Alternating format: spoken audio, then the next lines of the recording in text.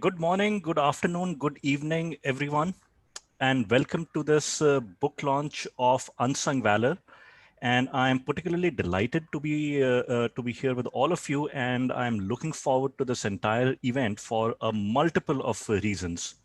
So, uh, Unsung Valor, Forgotten Heroes from the Kurukshetra War is a collection of stories that has been curated by Sai Surupa Iyer, best-selling author, and published by Bloomsbury under the Indica label.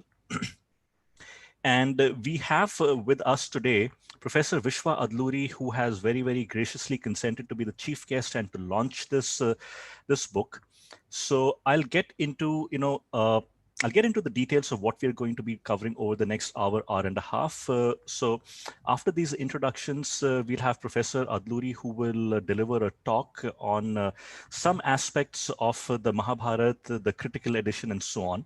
After which we will do a launch of the book, and we'll hear from each one of the authors as well as the curator, and this will be followed by a Q&A session. You can send in your questions at any point using the chat function. We are also going to be live streaming this on Facebook, so if you want to watch it from there, you can do so. And towards the end, we'll collect all the questions and we'll answer them based on who they're addressed to. You can send in your questions to the your questions can be in general about the Mahabharata, the Kurukshetra war. They can be addressed to Professor Adluri, to Sai Surupa, the curator, or any of our authors.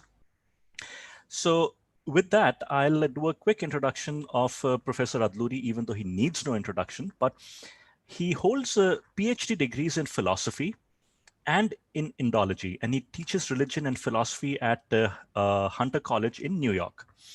He also has a website at www.presocratics.org, and he is also on Twitter under Vishwa Adluri, all one word. And he, along with Joydeep Bagchi, have written two books, The Nay Science and Philology and Criticism. And in The Nay Science, they showed that how from its origins in the 18th century, Neo-Protestantism onwards, the critical method was used as a way of making theological claims against rival philosophical and religious traditions. And in many ways, it is also a devastating expose of the institutional biases of 19th and early 20th century German Indology against Hindu and Indian scriptures. Then followed in 2018, Philology and Criticism, which was published by Anthem Press. And it is, as I said, a companion volume to the Nay Sciences. And it is the first work that presents a comprehensive review of the critical edition with overviews of the textual trees drawn up and how the logic of these textual trees determined editorial choices, as well as an in-depth analysis of the strengths and drawbacks of the critical edition. Now, in bringing together this collection of 10 authors, a very crucial critical role has been played by Indic Today, which performed this, which provided a platform and provided this opportunity for authors to showcase their works, bring out the best of talent that is available across our country and even outside. And Indic Today has been run by Ms. Yogini Deshpande, and I would invite her to say a few words about Indic Today.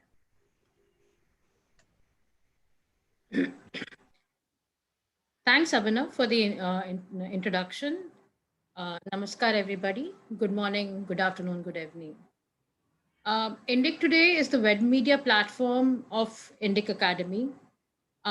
Its main thrust is to publish articles in different formats: quick reads, long reads, book reviews, and research papers on Shastras, civilization, Indic civilization, medieval history, earlier ancient history, and looking into subtopics such as ancient astrology, ancient mathematics, development of science in the Indic civilization, as well as critical pieces on Shastras, looking at some of other matters also, such as what are the Shastric influences on our everyday aspects, such as marriage, abortion, and other issues. At the same time, we are also encouraging young researchers. When I mean to say young, it may not necessarily be in terms of age, but in terms of ones who are on this path to start studying and writing in these different topics. And we provide tools.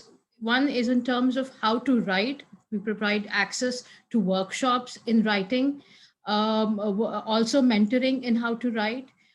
Even if pieces, there are aspects of editing that are involved. Some platforms may reject a piece if there is extensive editing involved, which is what we've typically tried not to do. So we try and accept as many pieces if the content is correct, and encourage young writers, researchers to write more on these different topics. We are always looking out for new writers who could be students or philosophy students who are pursuing their PhD.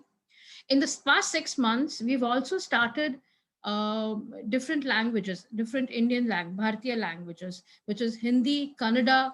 We've recently started in Telugu also, and Sanskrit. In Sanskrit, we are opting to go for English and Sanskrit format so that people who are studying Sanskrit, who are learning Sanskrit, will be able to improve their language skills based on having these two languages side by side in their for them to learn. So for those who are watching us, I would encourage you to submit your articles to editor@indictoday.com.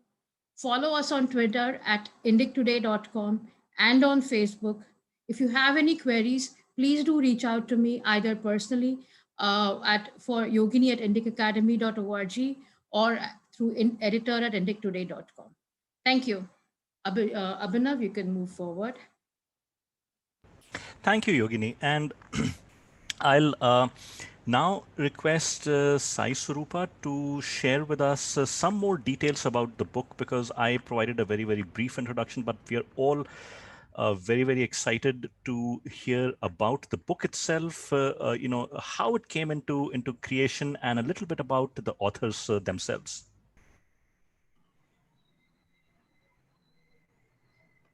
Thank you. Thanks a lot, Abhinav. It was a pleasure hearing this story of Indic today, Yogini.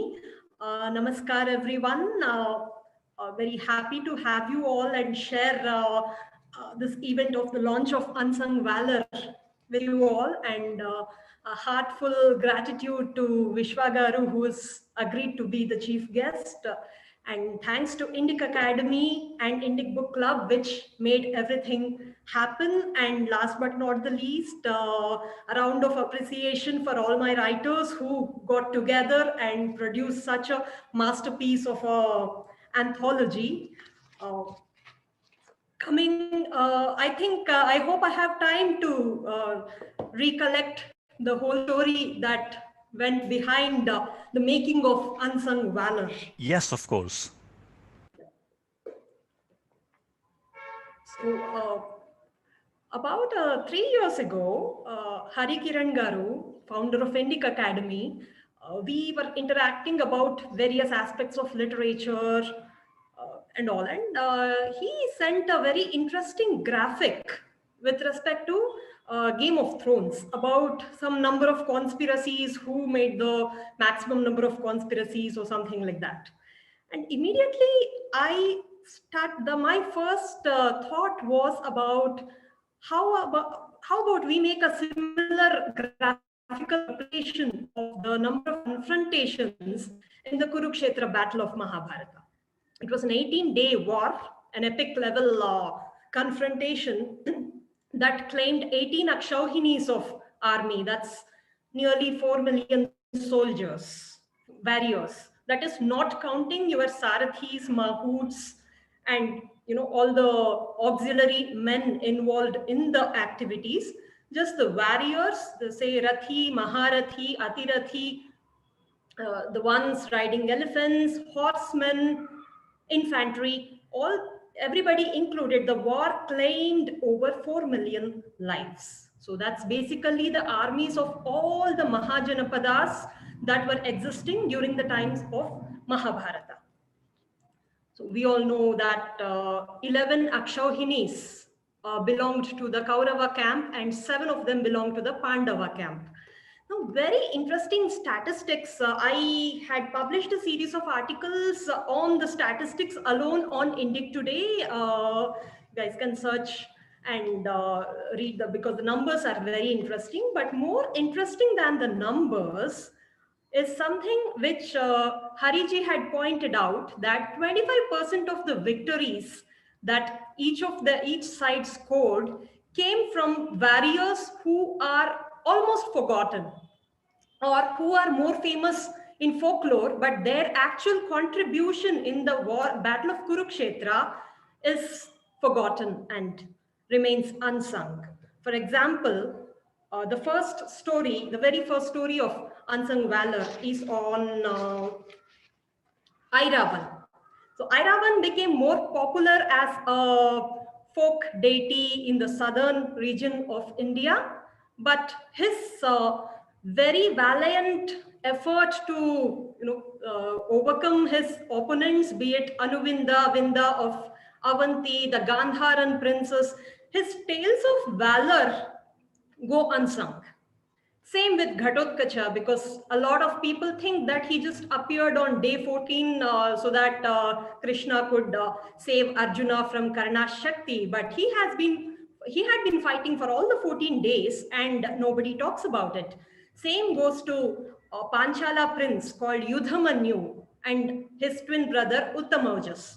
So both of them protected Arjuna's chariot wheels on a very critical day, the day 14 of the war.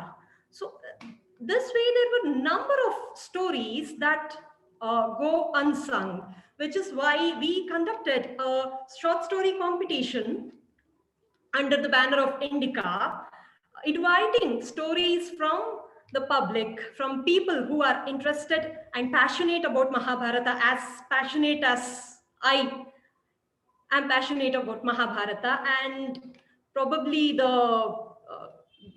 the quotation that dharmo rakshati rakshitaha, maybe dharma aids people who want to walk on the path of dharma. We found immensely talented and undiscovered writers, all the 10 writers. If I can take all their names, it's Bharati, who wrote the story of Airavan, and yeah, I'll just Ranjit Radhakrishnan, who wrote the story of Shakuni, The Invincible about Jayadratha. There are 2 writers who wrote about the unsung battles of Jayadratha, Rupal Vaish and Abhyuday Kiran Hadal, Indra Among Rakshasas, and The Redeeming of Ghatotkacha. 2 stories on Ghatotkacha written by Siddharth Balaji and Shivkumar GV. Mediocre Son on Prativindhya, who is other. We talk about Abhimanyu, we talk about even Ghatotkacha, but we never talk about the sons of Draupadi and Amrita Talukdar. She chose to write about Prativindhya, the son of Yudhishthira and Draupadi, and his battles in the war. And Pranshu Saxena, who wrote about Yudhamanyu and Uttamaujas. Righteous Traitor, that's about Yuyutsu, who did a Vibhishana in the Mahabharata. On the brink of battle, he changes sides. When Yudhishthira invites people from the other side to join his side, Yuyutsu changes side. And that has been wonderfully written by Rakshika Rajesh. And very young Abhyuday Kiran Hadal, I have to mention, he is a 14-year-old who wonderfully explored the psyche of Jayadratha. And yes, there is Deepak Rao, who also wrote the story of Bhagadatta. We often don't talk much about the participation of kings from the Northeast, which was very much a part of India. And Bhagadatta was the king of Assam and the rest of the Northeast, who participates in this war with no selfish interest of his own. So this way, we have collated and curated these unforgettable stories, which were rather unsung, and we hope the stories become popular. We hope unsung valor induces the same passion and interest in all the generations that would be reading this book in the epic of Mahabharata. And thanks a lot for this opportunity. So, Abhinav, yes. Thank you, Sai, for this introduction. I had, no idea so much of, fascinating nuggets are exist both in the book itself as well as, the making of the book. I think that, there's a story there in itself. Without any further ado, I will request Professor Adluri to please, share his thoughts with us.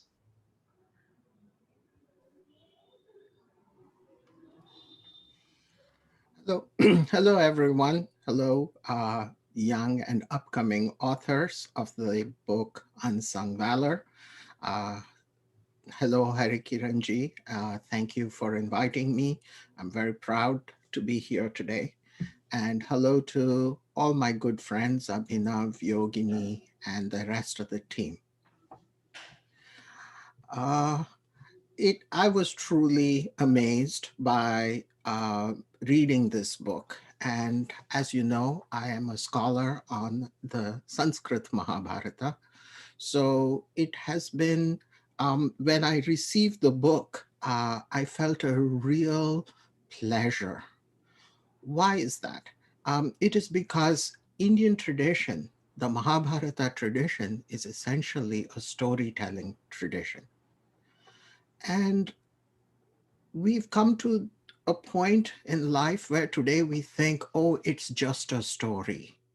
But if you look at politics today, if you look at where we are going with virtual reality and so on, storytelling seems to be a very powerful social force.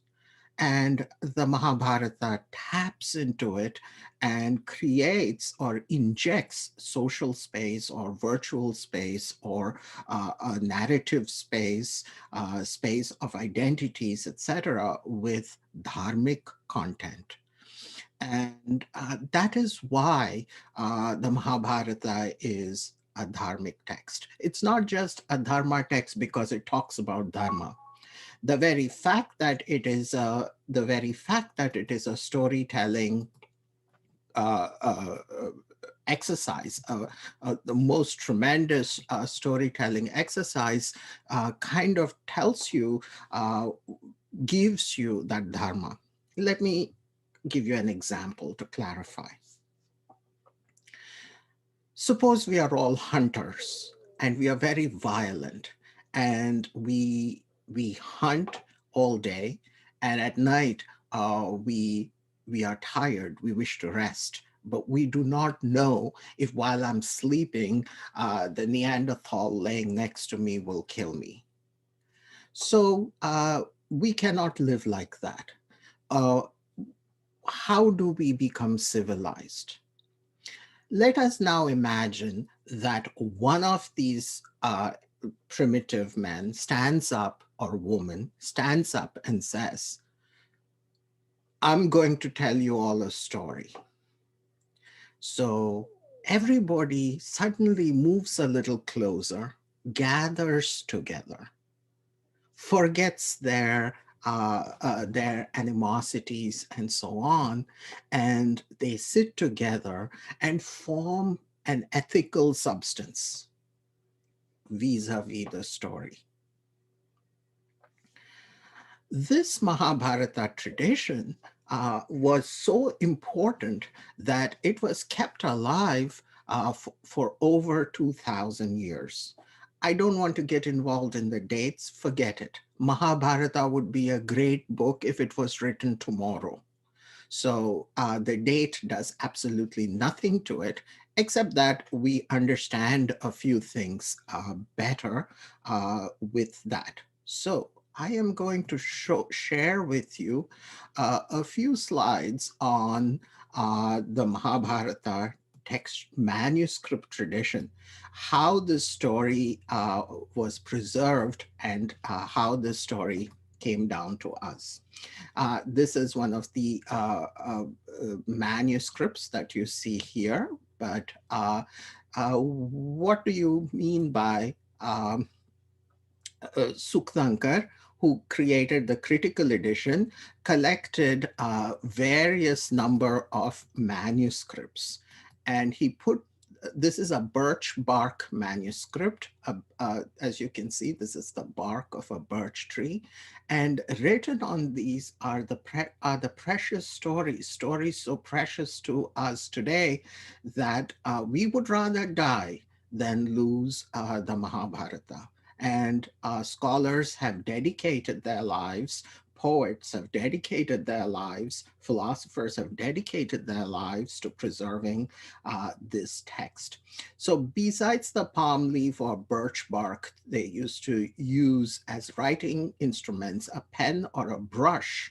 And sometimes there was a sharp metal stylus, like a blade, and you would make incisions in the material, and then you take lamp black, which is also called soot, and rub it into the depressions and blow the rest away, and you will see black writing in it.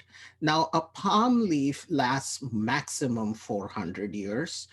Birch bark lasts 800 years. But as you can see, the medium is very uh,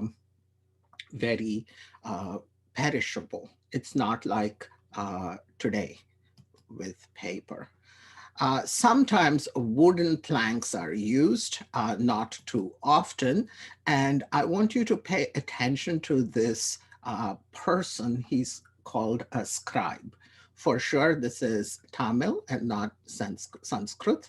But notice how he holds the book and letter by letter, nearly 75,000 verses of the Mahabharata, approaching 100,000 if you add the Harivamsha, has been preserved like this, which would mean that a father would have just enough time to train his son to be a scribe.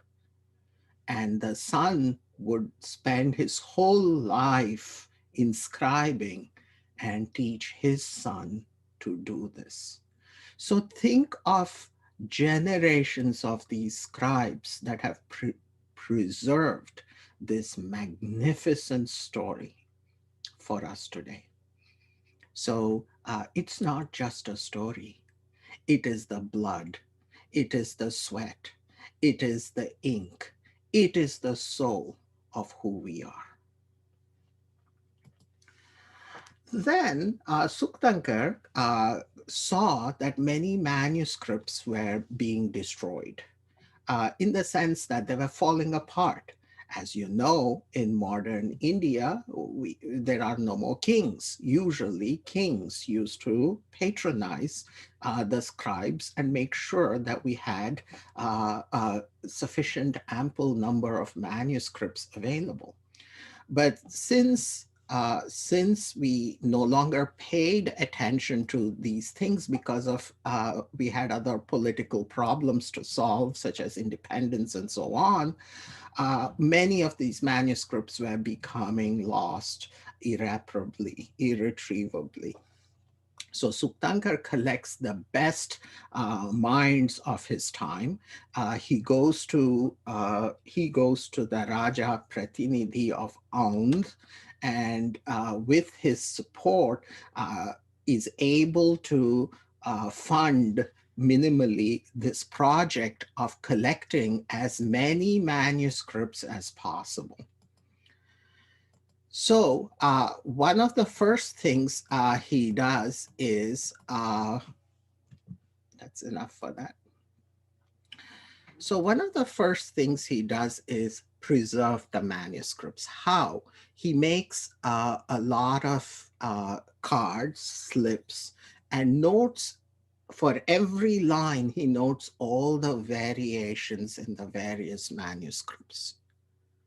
That entire data of every line in the Mahabharata with every available variation is now recorded in the critical edition.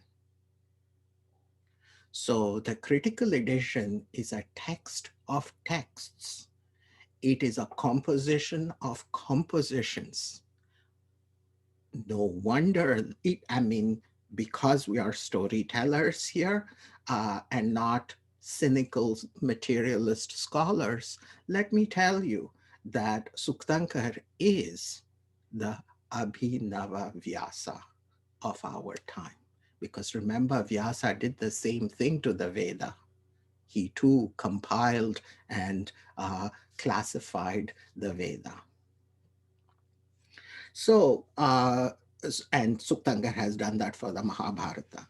So, just as an intellectual project and as the heritage of the Mahabharata, the critical edition is extremely important.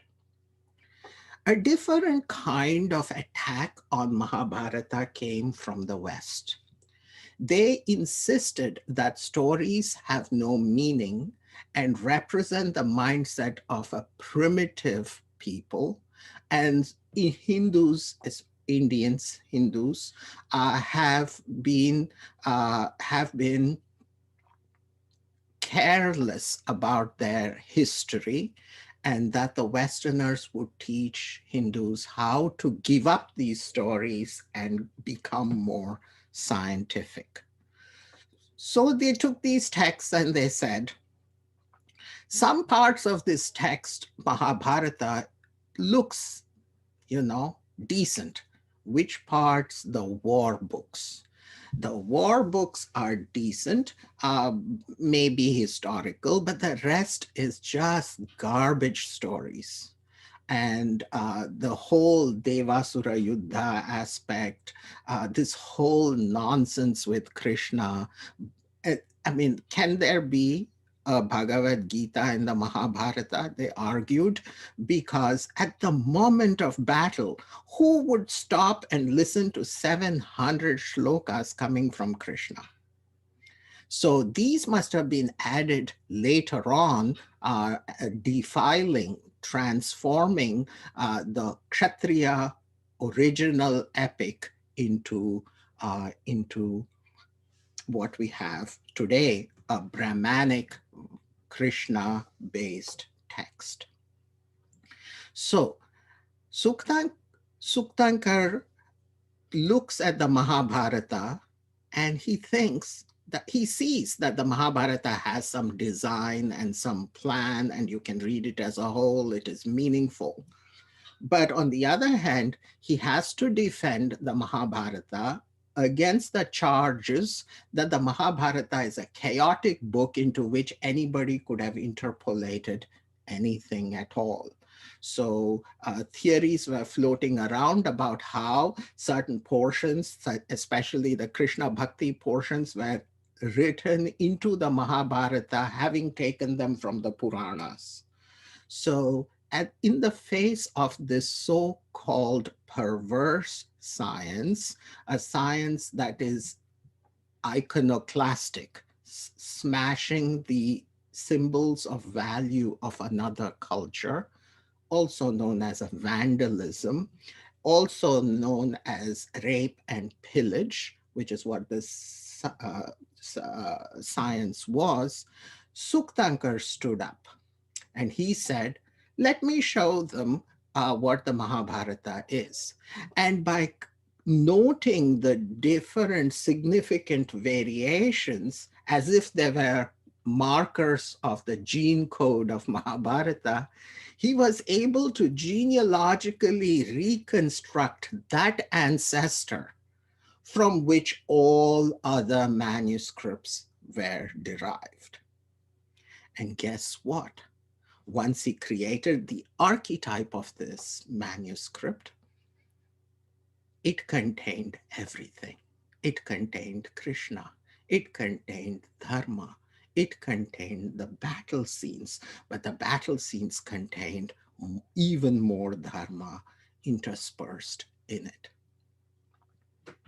So we can no longer call the Mahabharata a chaotic text, a bulged, swollen up, meaningless text into which things were added.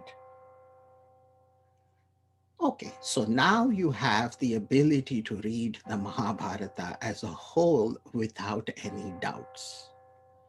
Pious people might read their family Mahabharata book. Telugu people might be reading Andhra Mahabharatamu. Uh, some may be reading Nilakantha edition, which is called the Vulgate. And that is all right. But those editions will not tell you which ones were slightly later editions than the other ones. So if you want to have a baseline text, the critical edition is the best. Out of now, how much did the critical edition bring up as the archetype? You'll be surprised, quite a lot. About 75,000 verses of the Mahabharata are now part of this archetype.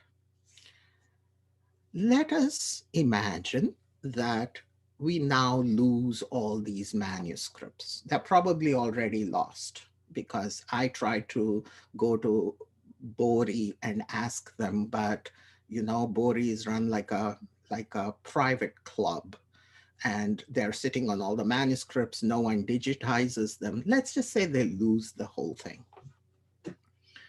What Suktankar has done is preserved every single variation. So if you digitize the whole thing, you take the critical edition archetype and say, modify with additions from T for Telugu. The computer can go and create the entire Telugu Mahabharata and print it out for you. Every single Mahabharata is preserved. It is preserved how? With an archetype with variations given below the line. What a magnificent intellectual enterprise this is. I would like to now move on to Suktankar's own words and share something he has written, which is very dear to me. So please, I hope no one is saying anything in the chats because I'm so focused on this, I'm not looking at the chats. All right. Suktankar writes, the epic poets we find are using every means in their power to expound, illustrate, and popularize what we may call what we might for short call the philosophy of the self, Atma Vidya, a lofty philosophy of ethical autonomy, karma, unparalleled for its boldness and comprehensiveness, and to convey their message of moral duty and hope. Hope. Where is hope coming in? As moksha, as Saguna Brahman, Krishna Vasudeva, with emphasis on the application of these principles of dharma and moksha to the problem of daily life. When we realize these facts, questions as to the historicity of the polyandrous marriage of Draupadi or the precise ethnic affinities of the Pandavas, meaning are they Aryans, are they Dravidians, are they hill people, was there an Aryan migration, etc. So these questions, or even the exact date of Mahabharata war, or questions of the origin and development of the epic, these and other favorite topics of academic wrangling lose some of their glamour and cease to engross us. What remains? Only the akhyana, only the storytelling, only the undivided heartbeat of the Hindus, which goes on pumping Mahabharata blood generation after generation. I saw in the biographies of most of you, you heard these stories from your grandmother or your grandparents. The institution of grandmothers being your Mahabharata professors all through generations of Indian history is a far more concrete, far more personal university that has ever existed in the world. Nowhere else in the world are the subject matters of narratology, literature, poetry, poetic imagery, ethics, values, all the subjects of the humanities have been transmitted knowingly or unknowingly from grandmother to the next generation. It's not just a book, it's an institution. It is a civilization creating, civilization maintaining, civilization perfecting institution. Mahabharata may have a long history, but we are more interested in its future. So this mighty work, which is primarily concerned with finding the solution to the problem of evil, meaning dharma and adharma in life, nay, to the problem of existence itself, that is, this is pravritti dharma, or dharma of that you use in everyday life, and this is nivritti dharma, or the dharma of renunciation. Now, something that you authors have brought up and what you have done reminded me of the next quotation from Suktankar.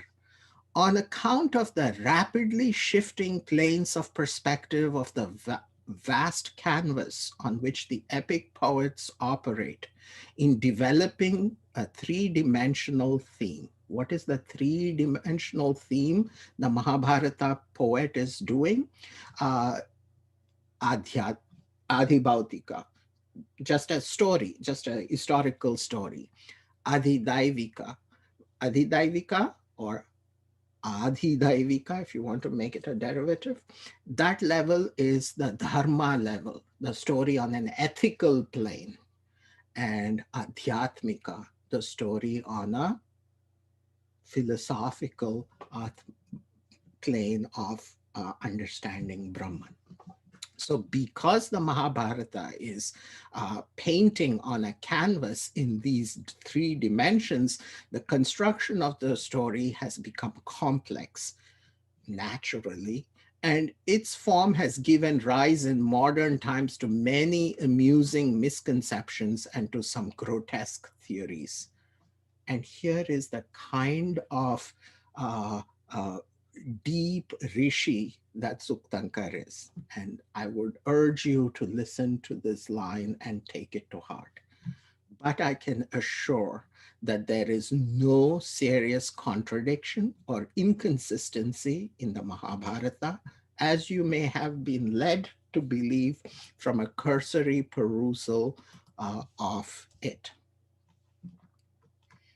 Wait, where did I jump? Okay.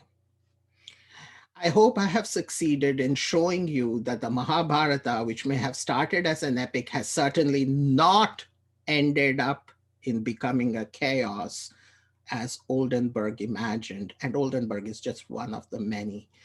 It would be a pardonable hyperbole to say that it has ended in becoming the Hindu cosmos. So I just wanted to, I have some comments on the different books that, stories that you have written, but let me see how we are going to. So Abhinav or Yogini, do you want me to talk about the book, or is someone else going to talk about the book? That was my spiel about how important the narrative storytelling project is. So, Professor Adluri, I think I speak for a lot of us when I say that I have goosebumps listening.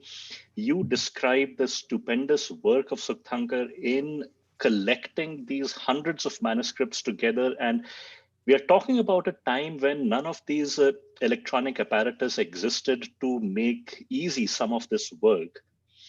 And I think for people who want to get a glimpse into the mind that Sukthankar was, I would recommend they read his book on the meaning of the Mahabharata. Absolutely. It's an excellent, outstanding book on the meaning of the Mahabharata. It's available from Motilal Banarsi Das, but I have a PDF of it. So anybody who's interested, just email me and I will be happy to send it to you.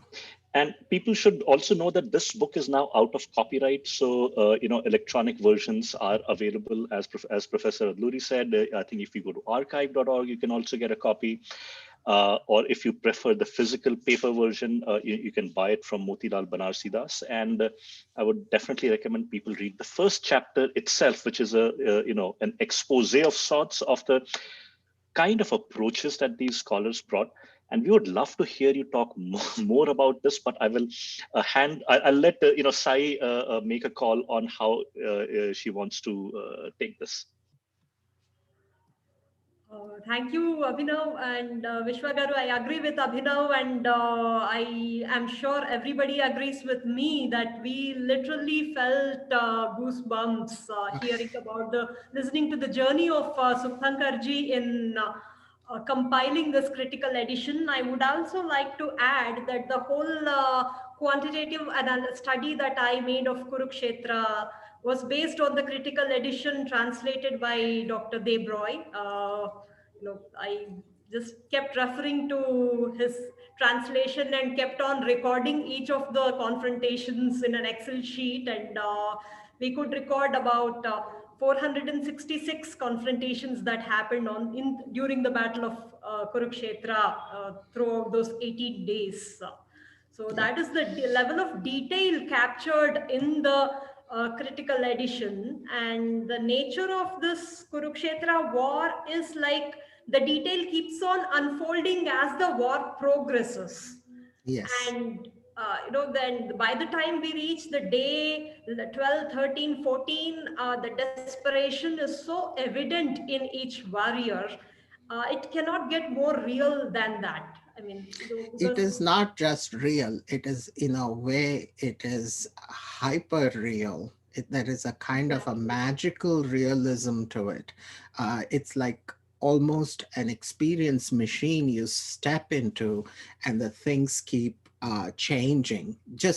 You look in one side, you see action, but on the other side you see Krishna smiling, and then you look back again at the action, and the action has transformed itself into something new. In a way, the world in the Mahabharata is much more alive than the life outside Mahabharata.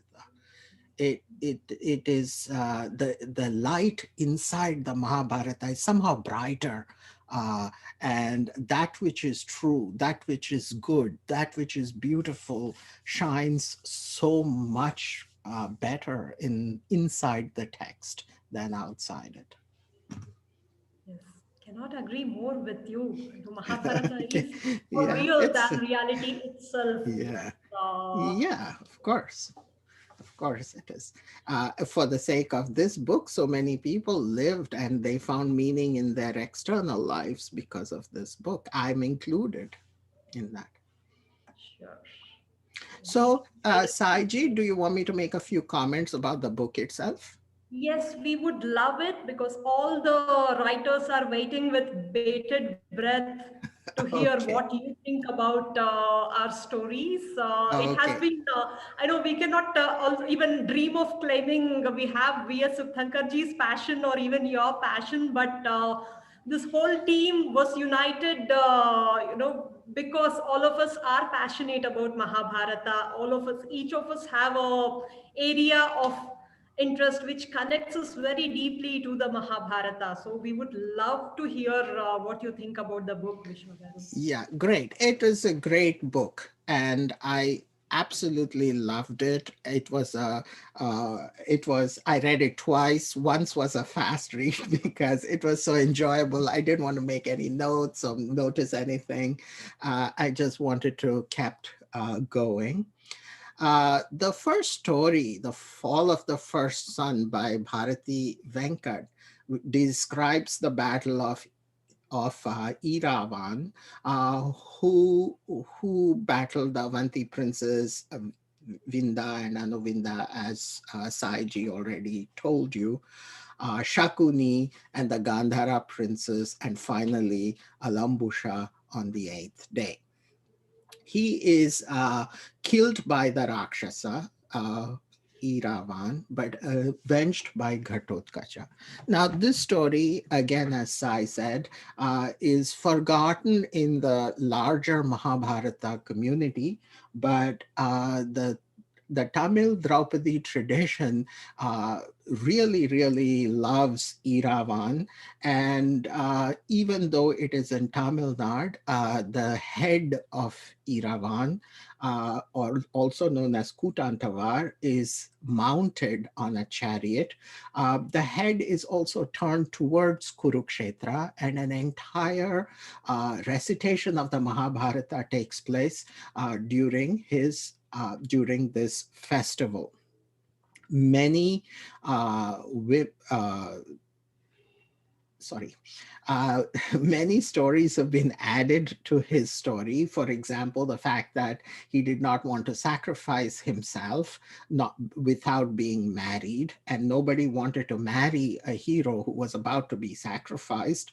So Krishna, in the form of Mohini, married Iravan. So to get to marry Krishna is, of course, the highest possible honor in this universe. So Iravan is great for that.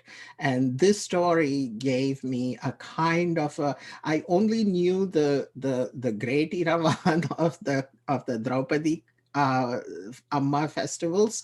So this humanized that hero in a very beautiful way. Ranjit Radhakrishnan's Shakuni, the dice of death, was deeply psychological. I just love the way that most of the action is in Shakuni's mind as a series of reflections on Vidura, Krishna, and Draupadi, who in turn reflect Shakuni's own hubris, confusion, and doom. I must say that the way Ranjit ji talks about how Shakuni tries to game Krishna, and the way Krishna escapes Vidura, not only Shakuni's gaming, but also gets Shakuni caught in his own game, is just, it was a pleasure for me. And Ranjit reminded me of Krishna's cleverness throughout the Mahabharata. I don't know about two, but I think three stories hover around the Saindhava king. The Invincible by Rupal Vaish is the story of Jayadratha, whose story is usually told from the perspective of Abhimanyu, who is killed in the Chakravyuha, or from the perspective of Arjuna, who vows to kill Jayadratha and keep his word. The character of Jayadratha is complex. He's full of wit and reason, almost likable, but also very chilling. Abhyuday Kiran Hadal beautifully brings the narrative to a close in his contribution, The Killing of Jayadratha, again, without going directly to the actual act of killing. He only comes to it towards the end of the story. Although the story is a well-known narrative of the affairs of men, it's all a macho business, right? Battle, oaths, vengeance. Hadal focuses on Jayadratha's wife and Duryodhana's sister, Dushala. Her inevitable widowhood forms a tender counterpart to the thoroughly detestable Jayadratha. But even the popular events following Arjuna's vow to kill Jayadratha is interlaced by other characters who intervene in unexpected and delightful ways. In the day of the great oath, Mission Jayadratha, Pranshu Saxena narrates the events of the 14th day from Yudhamanyu's perspective. Along with recounting glorious deeds, Yudhamanyu reveals flashes of humor, and he even has Bhima laughing heartily in a joke that was completely believable and keeping in cogent with what I imagine Bhima to be. All right. Indra Among Rakshasas by Siddharth Balaji narrates the valor of Ghatotkacha, the son of Bhima and Hidimba. His moment in the his moment of glory comes on the 14th day. I think the entire book revolves around the 14th day in one way or another. But what I liked about Siddharthji's tale is the way he uses like a mantra. Did I fail you? Did I fail our cause? I am so proud to be your son. Is extreme first by the author. The author has it as an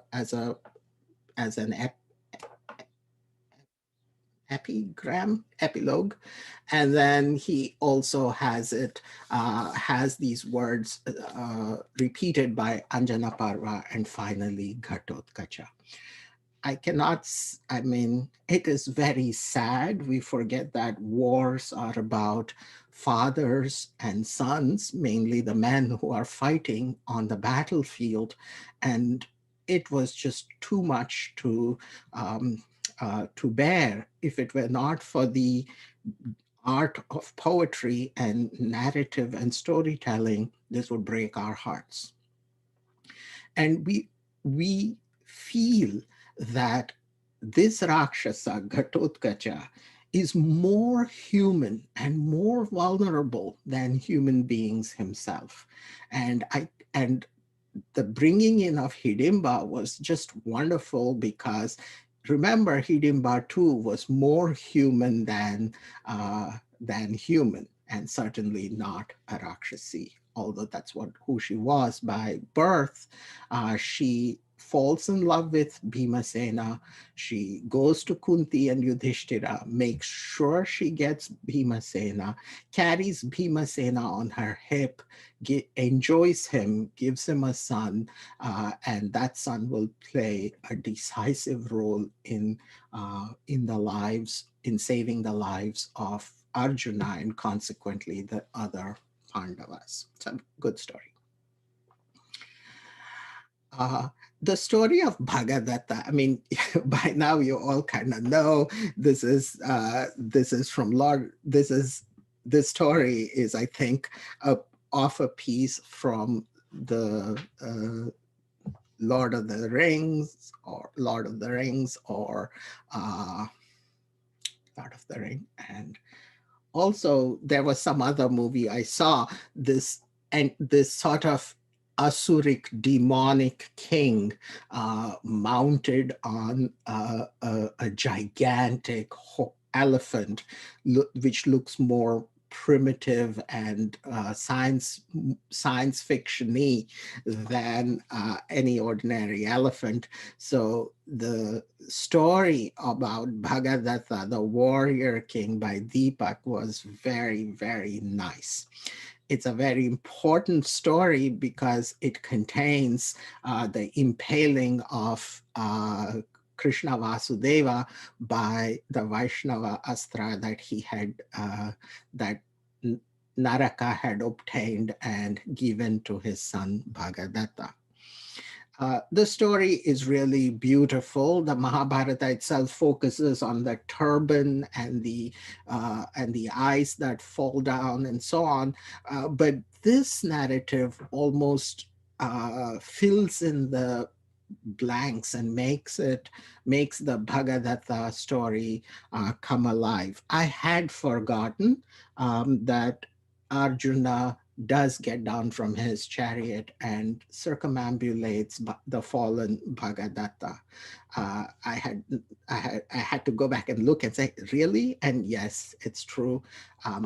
That was a wonderful nuance added to the story by Vyasa, and Deepak Ji picks it up and presents it very beautifully.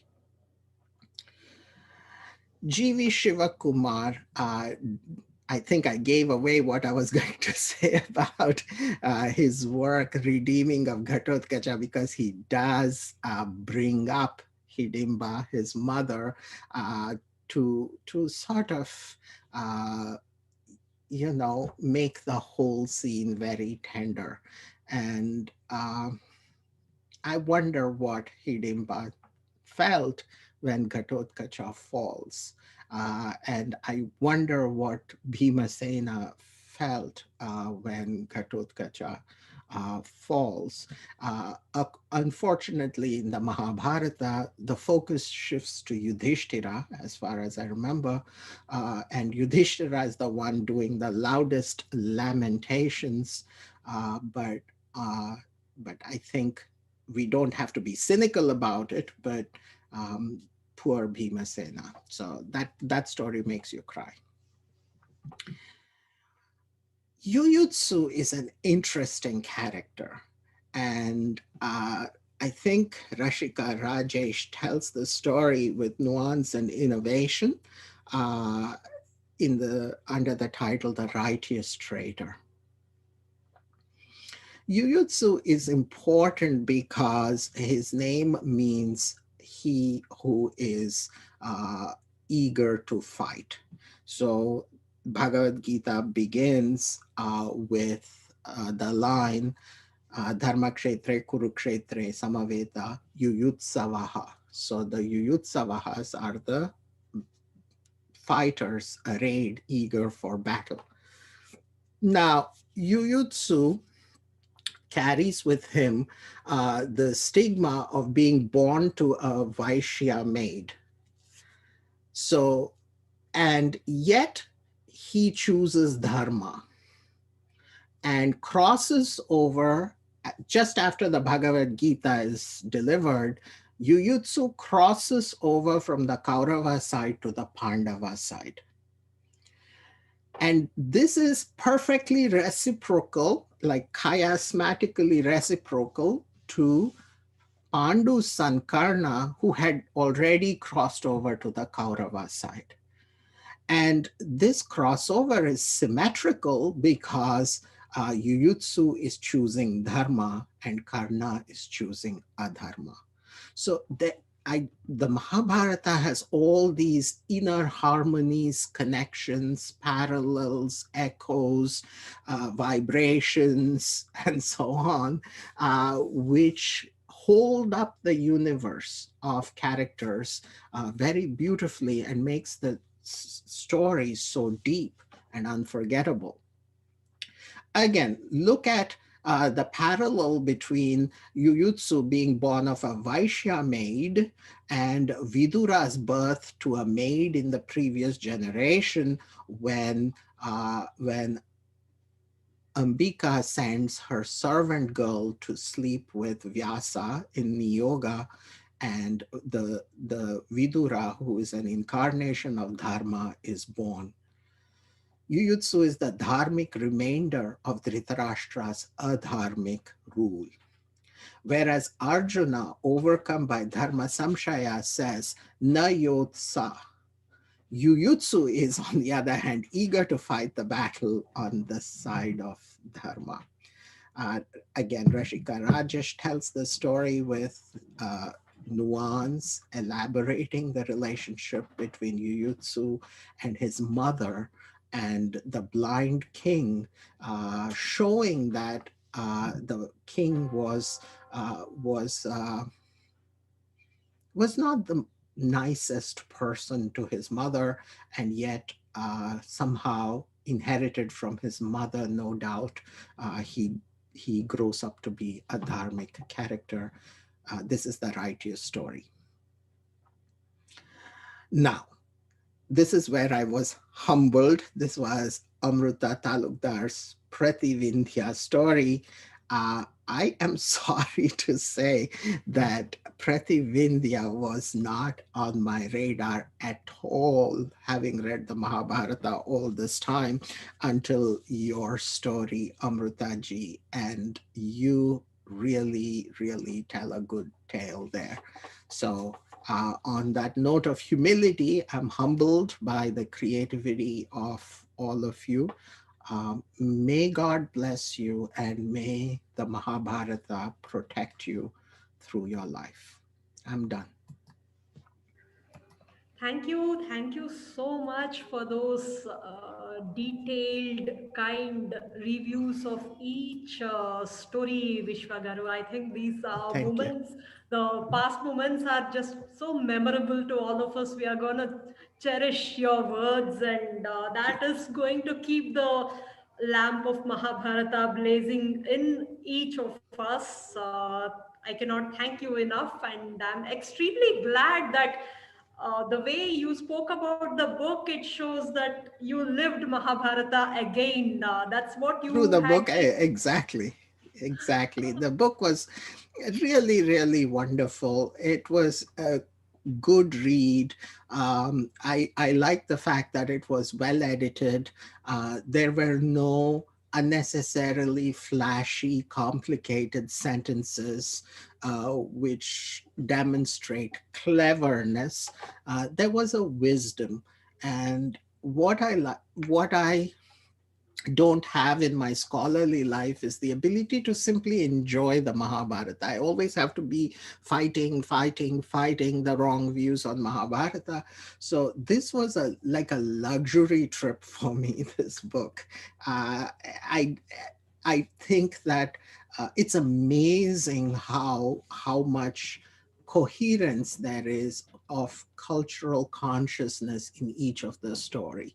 It's almost as if only one person wrote all these stories, you know, and only one person was reading it as it was written, because there was nothing to disagree, there was nothing to criticize. It was just so it was a pleasure.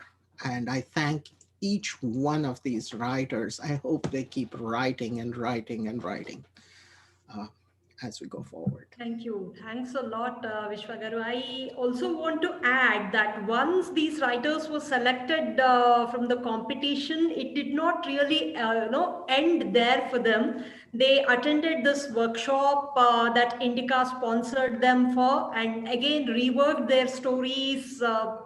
Trying to improve the craft and narrative there, Yeah, and yeah, and then. that's the important thing. I don't think anybody will write a story in the first sitting, and the patience, that's the yoga here. The yoga of writing is a very good yoga, and um, just writing and rewriting and writing and rewriting.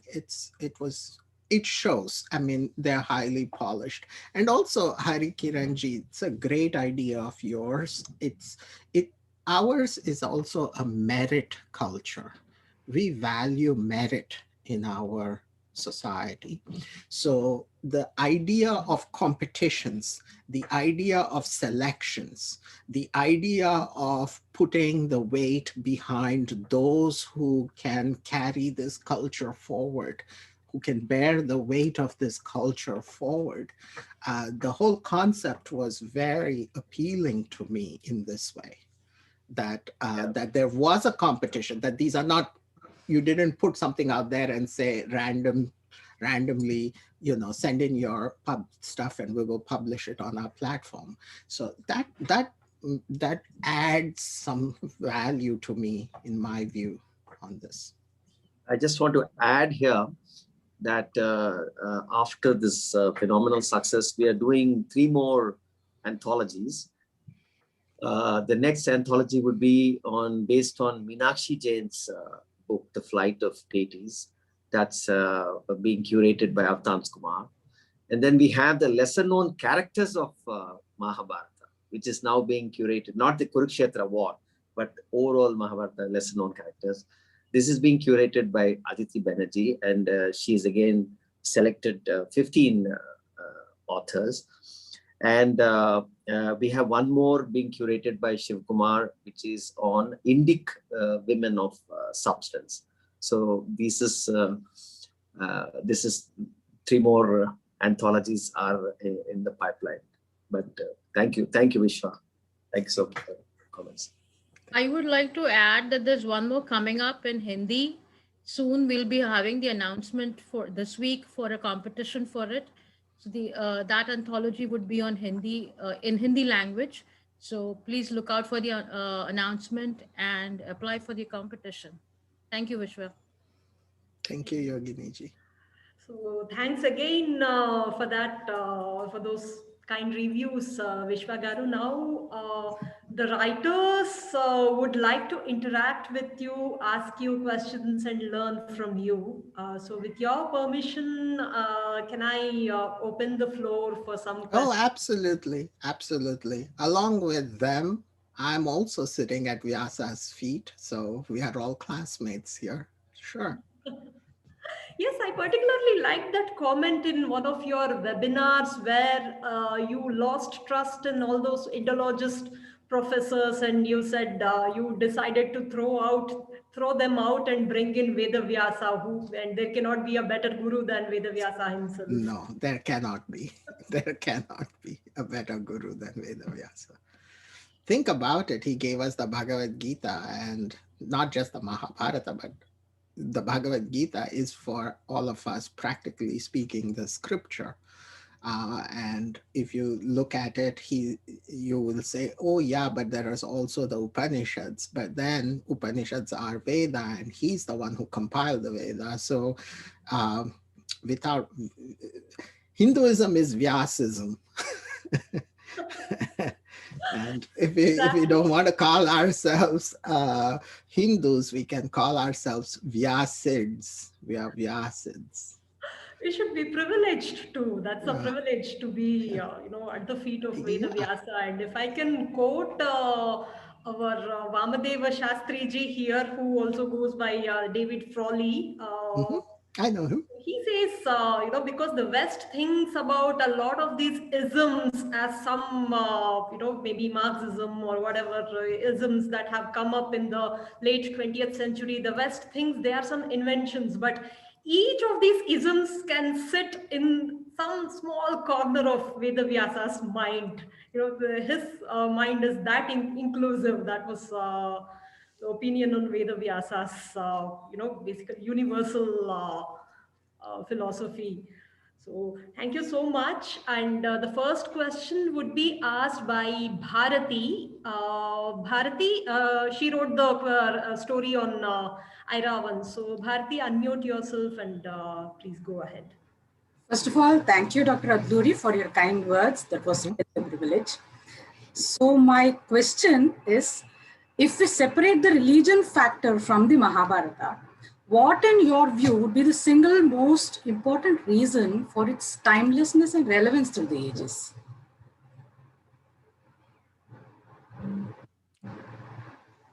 First of all, there is no word for religion in Sanskrit. At most, you can call it matam. And so if you take out the Vaishnava matam, there is still the Saguna Brahman and the axis of dharma in its Nivritti dharma and Pravritti dharma forms. Just as there is Ishvara in the universe, there is Vyasa in the text. He's everywhere. He appears selectively to some people at critical moments and disappears.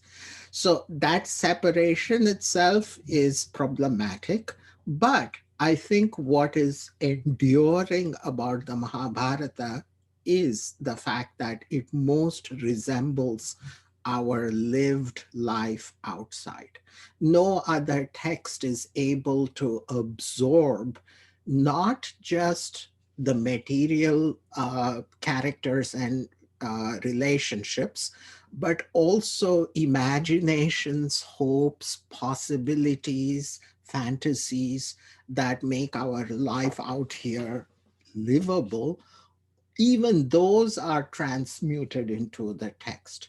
So the text will remain as long as there are human beings because it is a mirror to who we are. It was a mirror also to those who removed Krishna Vasudeva from the text, i.e., the Germans, and what they saw in the text was just a horrific war. And uh, coincidentally, look what happened in Germany and in Europe at the summit of that episteme. So to give you a precise answer, uh, as long as there is life, there is the text. The Mahabharata tale is there because life itself is a story. And the Mahabharata is the story of all stories. Thank you, sir. No problem. Rupal? Yes. Next question is from Rupal, who wrote the story of Jayadratha, the Invincible. Yeah, okay. My question is about the textual historical method that you have talked about in your NA sciences. And has it changed the scenario, do you think, now? And what its impact has been on India? And if it has changed, then how is it changing how academics view Mahabharata in India? That is what I'm basically concerned about, because mostly we hear about it as like it being dismissed as just a story, as the Right, Germans actually made it out to be. So right. has it changed that perception?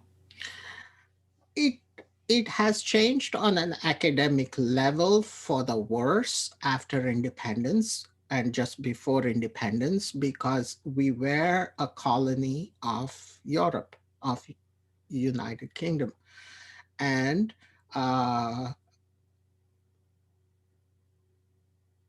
there is a feature whereby the most intellectual people of a dominated culture begin imitating that culture, the culture of the oppressor. Some of this has happened in India, and our intellectuals have bought the portion that history is a true story, whereas myth is a false story. But fortunately, this has remained only in that privileged academic class of like JNU people. It has not percolated to the grandmothers and the true recipients of Vyasa, and it can never go away. It can never go away. But even at the academic level, with Suktankar creating the critical edition, it more or less ends the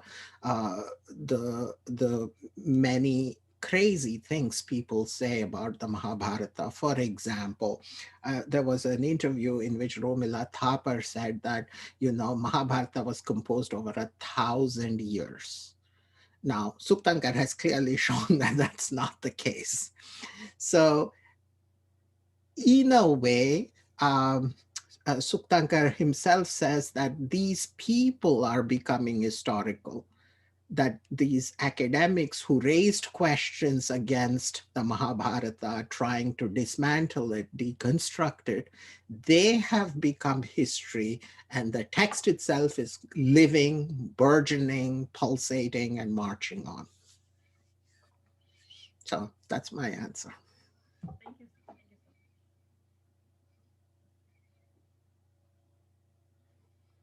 Thank you, sir. Thank you. Next is Siddharth Balaji, who wrote that story on Ghatotkacha, which you liked a lot. Vishwagar. Namaste, Dr. Adluri. Namaste ji. It's an amazing privilege and honor to Oh, interact with come, you. come. And thank you for your kind words on all of our Mhm, stories. mhm, My question is a kind of a follow up to what Rupal ji had asked. Like you had mentioned in your opening remarks, the tradition of grandparents and parents reciting the Mahabharata to their mhm. children and to teaching them about it. That's in today's India, that's the only thing that's keeping the text alive because in today's age, most of it is a colonial outlook on the I Mahabharata. understand. I And understand. I think, funnily, even one question here has popped up on the Zoom, the interview, right, the discussion right now, whether it's a reality or it's a fiction, is Mahabharata. So that the question always that everyone seems to focus on is the historicity aspect. Is there Mhm. anything we as uh, sort of layman's in this Mahabharata knowledge in this sphere, is there anything we could do to sort of change the perspective on this slowly? That instead of focusing only on the historicity, can we show people that there's more to it? Is there any way we could change it?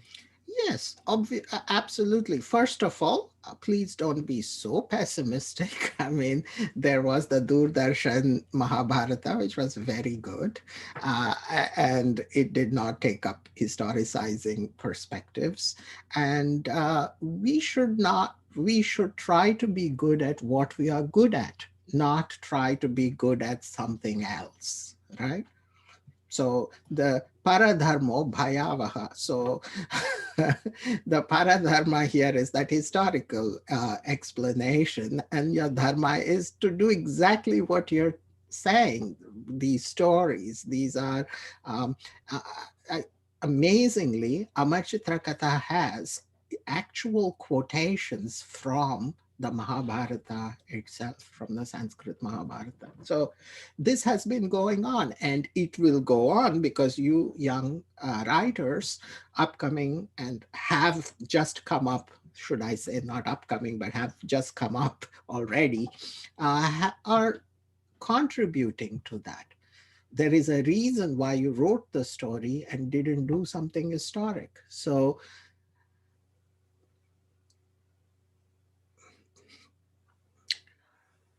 Vivekananda once went to Kashmir to a temple called Kshir Bhavani Mandir. It was completely destroyed by vandals. And Vivekananda got really upset, angry, tears in his eyes. And he shouted, "Oh, mother, if I were here, I would have fought on your behalf. I would have protected you." And the icon of Kshir Bhavani spoke and said, "Who protects who?" Vyasa has been protecting us. Mahabharata has been protecting us, not the other way. And when the time comes, as it did with Suptankar, Mahabharata renews herself. This is the freshest story, you know, and cutting edge material here. So I would not be as pessimistic, but what you should do is keep writing, keep talking, keep thinking, keep writing, keep talking, uh, connecting events in our everyday life to the Mahabharata, showing how the Mahabharata is something which explains what human beings are and why they do what they do. Great. Thank you, Vishwagaru. That point was something which I always believed, that Mahabharata would find herself another very competent writer when she wills it. When Yeah, the will yeah. of Vyasa. Even if humanity were wiped out, I'm sure the Mahabharata will not be wiped out. That's that's something to cling on to. That's a great hope to cling on to. So Yeah. the next question would be from Shiv Kumar GV. Ah, my Bengaluru man, Chanaida. Namaste, Dr. Vishwa. I think it's such a great pleasure talking to you. You know, having read your books, the kind of light that it throws on Mahabharata, it gives us new equipment to look at it and write differently. My question to you is, what was your aha moment in Mahabharata? You know, what was that moment that gave you the that where the integrity of Mahabharata became very evident, where you took a significant bend in the journey with respect to Mahabharata, and because knowledge always, it's not linear, it comes, you're progressing in a direction, but at one stage it explodes. Yeah, I mean, there are, of course, deep answers I can give. For example, my karma, my vasanas, what my purva janma sukriti, my gurus, and what they have blessed me, and Ishvaranugraha. So all those are there. But for now, I would like to tell a story myself. It's a true, I mean, it's a story of what happened.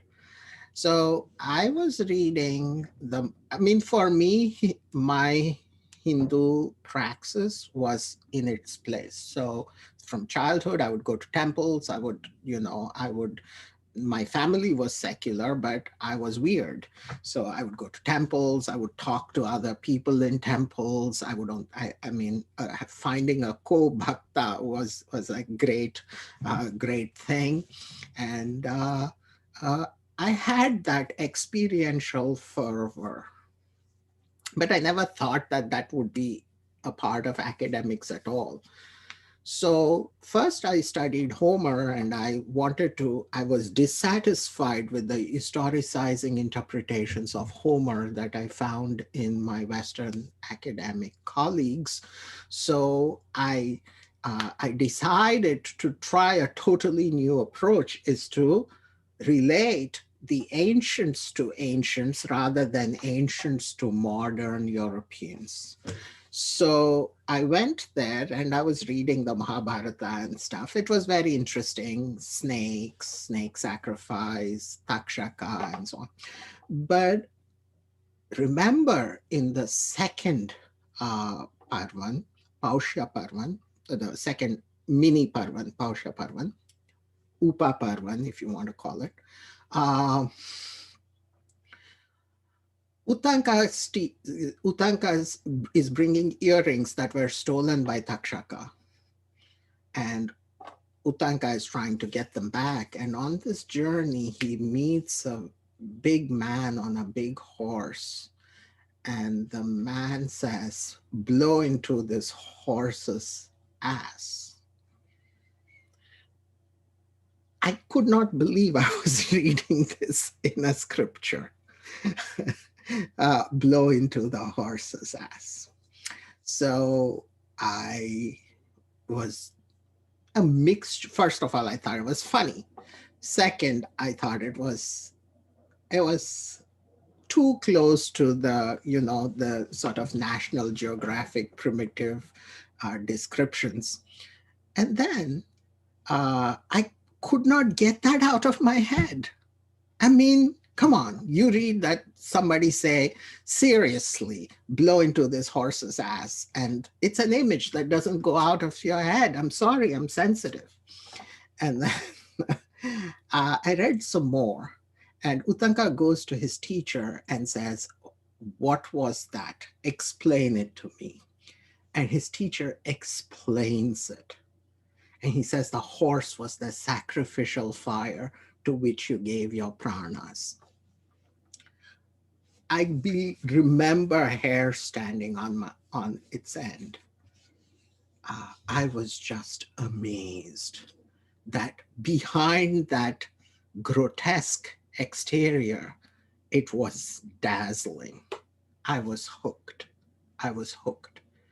So I wanted to read the epic according to this interpretive tool that you have to interpret the imagery and so on.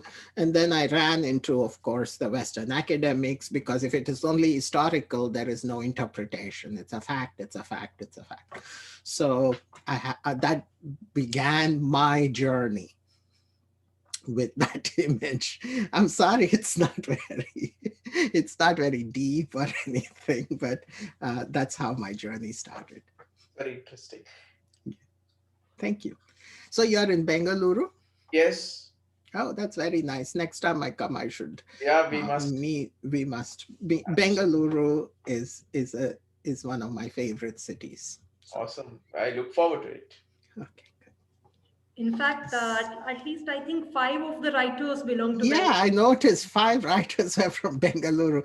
Grandmothers and Bengaluru were well represented in this book. So, Vishwagaru, we also want to know about if you are planning to bring out, layman's version of science and Yes, philology yes, and criticism, because yes. the content is something which must reach the masses. Okay, good. I will be happy to. I do not know about philology and criticism at this point, but for the science already we have, Professor Bagchi and I have put together a smaller book, which is almost ready for, we are looking for a publisher so that if it can come out inexpensively, but with outstanding quality in terms of, like, it is edited, there are no typos, the font is excellent, the paper is good, those kinds of considerations, then yeah, sure. Sure. And I'm also not looking for a big academic publisher, because I already published with Oxford, Anthem, Routledge, Brill, De Gruyter. Every big publisher name is already there. So I don't have to play any game anymore. So academic game. So it's just a practical decision now. Sure. All the best. And I think whoever is the publisher who bags it has to be privileged to publish you, Vishwagaru. And I'm sure Hari will bag it, because Hari is very good at, look at all the people he got here together. Done. Hari is like the Medicis of Florence that ushered in the Renaissance. So great. Does anyone else wish to speak to me?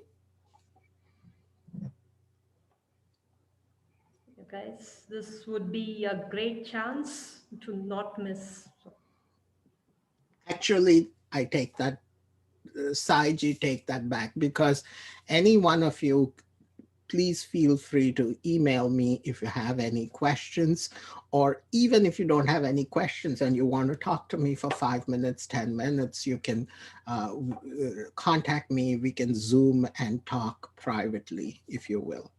So there's one question from the audience, Vishwagaru. Yeah. So Ram S says, can Professor Adluri suggest a reading list for people not very familiar with the Mahabharata? This would be very helpful list to share with friends and family. Yeah, the first book is Suktankars on the meaning of the Mahabharata. If you read that, everything will click together. Sure. And then proceed to the critical edition itself. And proceed to the critical edition. The translations wise, the Chicago translation is pretty all right. I saw PDFs of it floating around, so maybe you can get it and read it. It is pretty good. I also like the translation by Bibek Debroy. Unfortunately, Bibek Debroy does not give numbers, verse numbers. So if you're looking up at the thing, there will be a problem. Also, I teach at Hindu University of America in the United States, and I'm trying to put together a certificate course on the Mahabharata. So there will be 8 or 6 or 8 quarter semester courses which would be take you a year and a half to finish. And I wanted to teach in the first class, it will be Adi Parvan, the first semester, and certain critical methods. And the next one will cover Vana, Sabha, Vana, and Virata, and in that way. And then I will also be doing one course on the philosophy in the Mahabharata, which would be Bhagavad Gita for sure, but also Narayaniya and Sanat Sujatiya and some teachings from Shanti Parvan, etc. So in this way, I want to create a kind of a certificate course that that people can take and get certified. So if you're a teacher in a university or you're a student who's wishes not to get into the whole Vedic Sanskrit grammar thing, and you're just interested in the Mahabharata, that course I'm creating. I don't know when that'll happen, but I'm struggling very hard to make it. But that course is something which is the need of the hour, and we cannot think of a better person than you to. No, it'll be Joydeep Bagchi and myself. Professor Adluri, there are a couple of questions that have come in through the chat that I don't think have been asked so far. Sure. So I'll read Sure. through a few of them. Mm-hmm. And one of them says, Raksha is here. Shall we take another shot with her in it? Sure. oh, yes, of course. Yeah, let's do that so that. Okay, 1, 2, 3.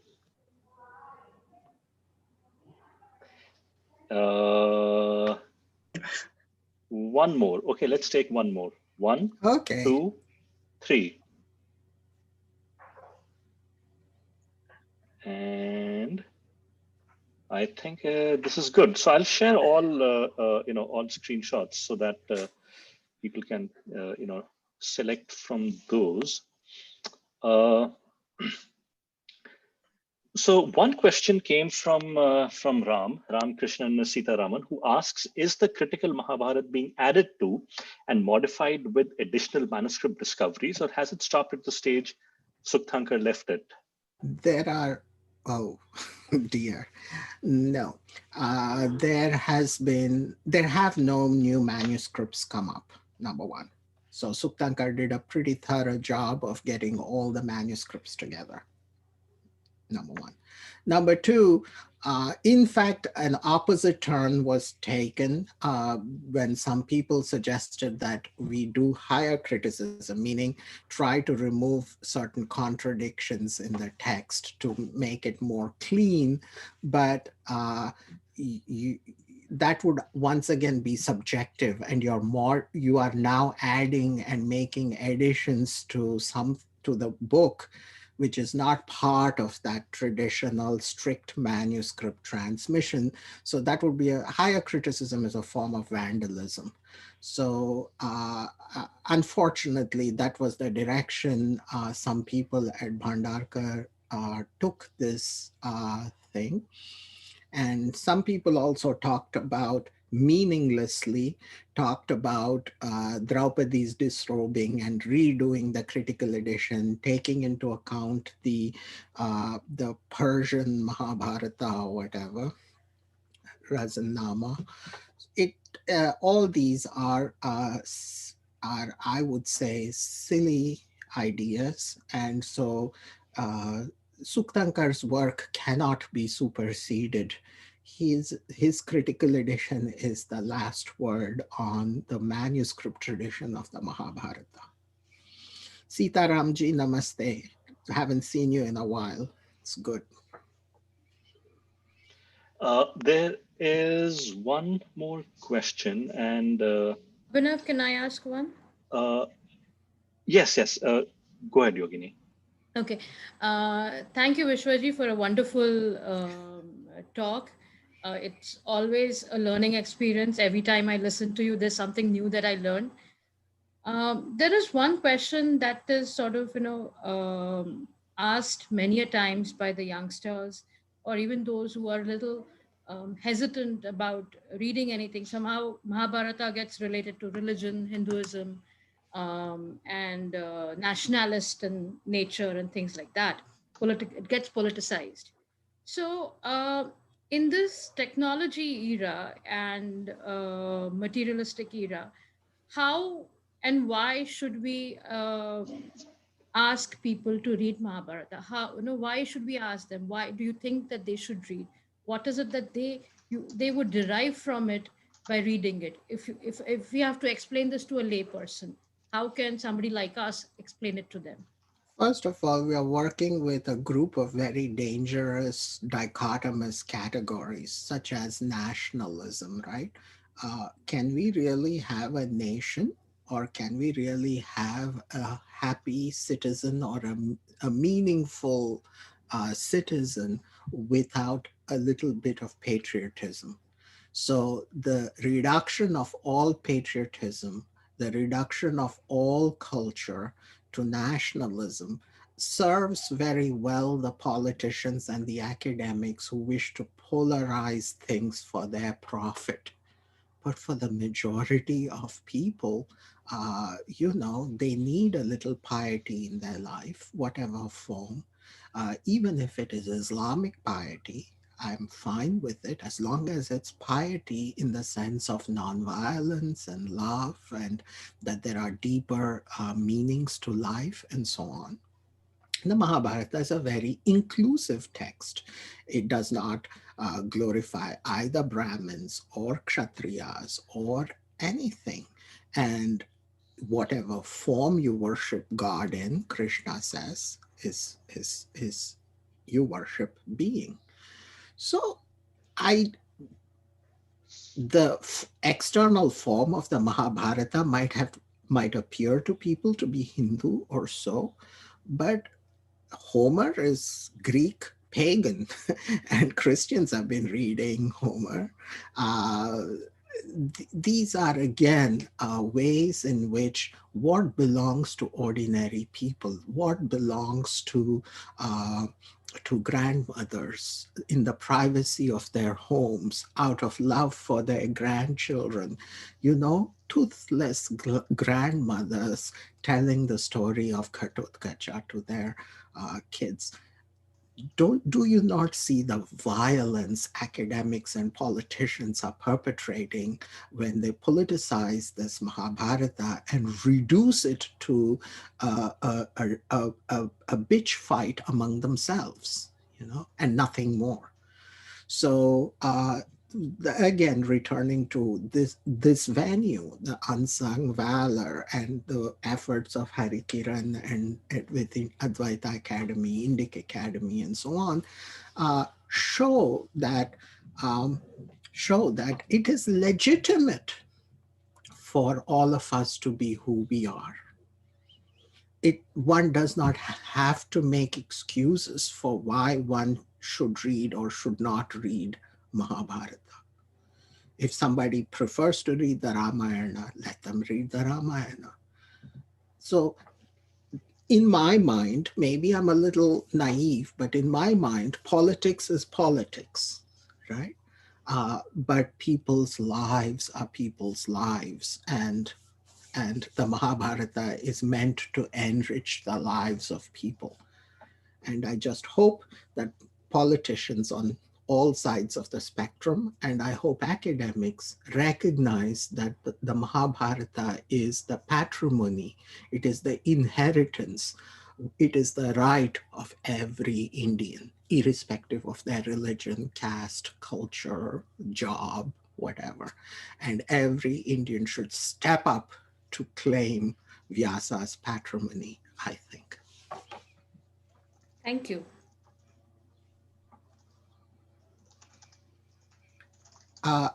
Abhinavji, you said there was a question in the chat?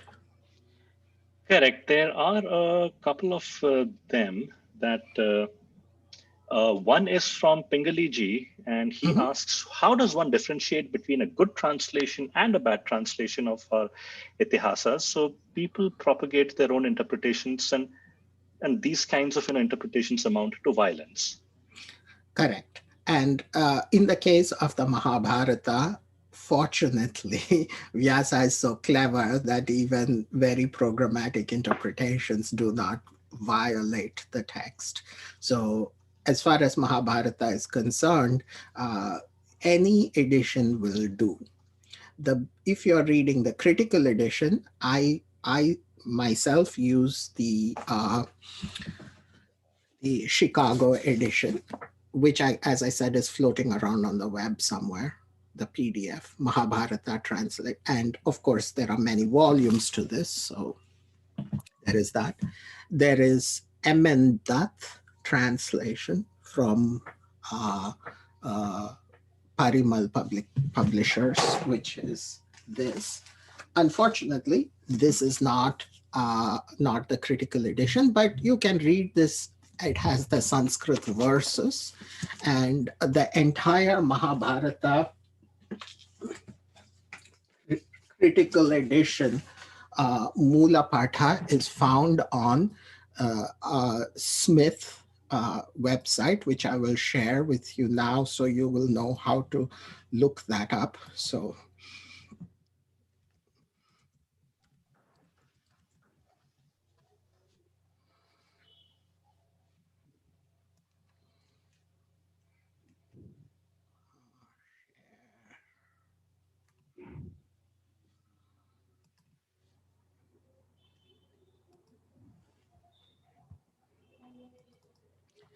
if you Google Smith Mahabharata, there is Mahabharata Indology. So you go to that website and you can access the electronic texts in this way. So you can go to the Adi Parvan and you can get it either in Devanagari, but you can also get the whole thing also in Roman, which would look like this. So here it begins. Adi Parvan 110 is the Mangala, which does not have a verse number. Narayanam Namaskritya Naram Chaiva Narottamam. And then so all these files are there. So if you're following the non-critical edition verse, you can always refer to this to see if it is there or not in that one. The other advantage is that if I want to do a word search, these are word searchable. So if I want to do a word search for Arjuna, so you see all the locations for that. So I recommend that as well for that reason. But the most beautiful and elegant translation is Ganguly's translation. It is also not the critical edition, but it reads beautifully. Could we hold on for 1 second?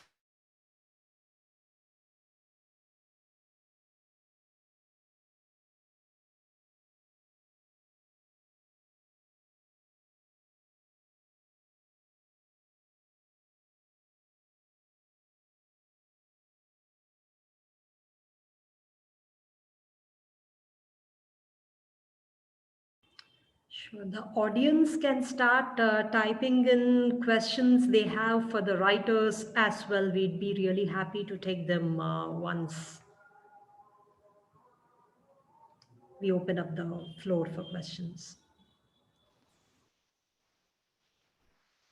So I have some questions for the writers. Can you talk about approximately, how much time it took for you to write the story, and what were your,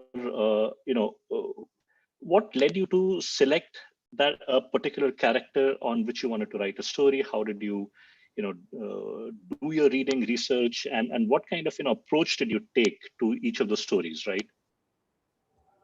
So I think once let us all pass a round of introduction. Let each of the writers answer the question by Abhinav. It would be something very interesting to listen from each of the writers' perspective. So what say Abhinav? Sure. So, Bharati, if we can. I think everybody can unmute and show the videos also so that we can all see. It'll be faster. Sure.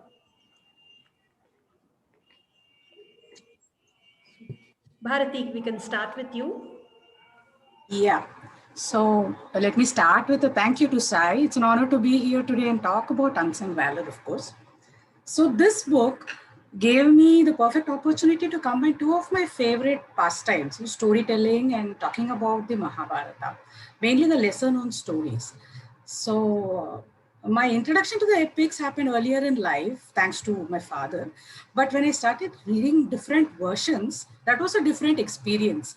One of my earliest projects, my line of work is writing. So one of my earliest projects was to rewrite the Ramayana in short chapter format for NRI kids.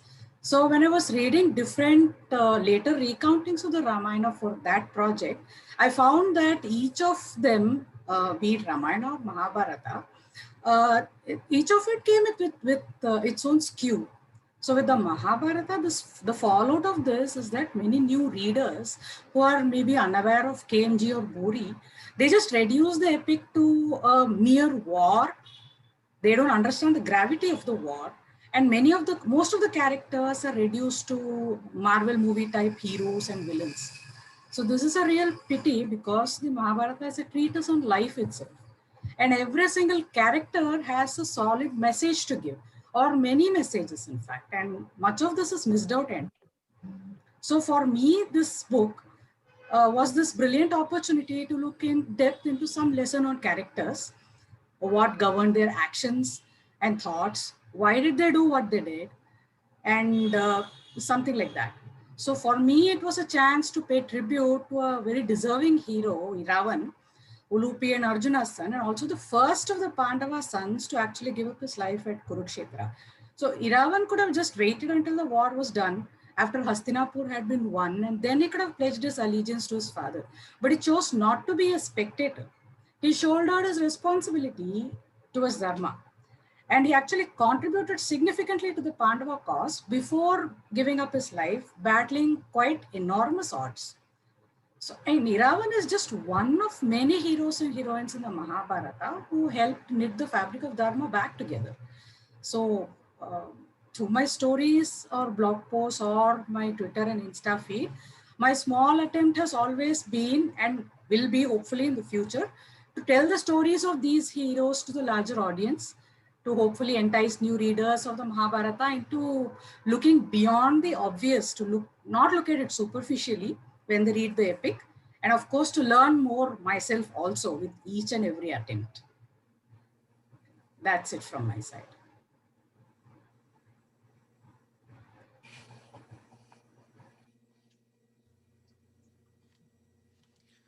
I have a comment to make, and I meant to show this to you all. So let me go. There is a technical term in classics, like Homer scholarship, called, and the word is aristeia. Aristeia means the shining moment, the best moment, the moment a warrior prepares his whole life for.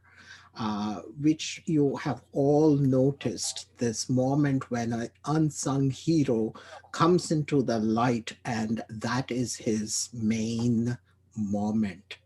So stage one, God inspires a warrior, armor is mentioned, there's expression of enthusiasm, the hero advances, and then a killing streak begins. So here, here, here, here, here, here, here, here, here, here, here, here.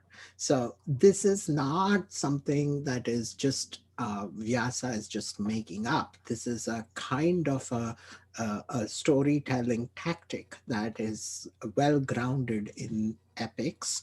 So finally, in stage 6, after winning many minor battles and facing many dangers, the hero himself is wounded.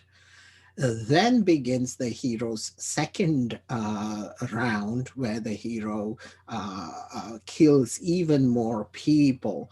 And then there is an ultimate triumph, but that ultimate triumph need not be a victory which is optimistic. The hero may even die. But having the Aristeia, he attains what Krishna calls kirti, or undying fame. And because that fame is undying, he gets Swarga Loka, or a kind of heaven. So I just wanted to share that because that seemed to me an important theme connecting all your stories.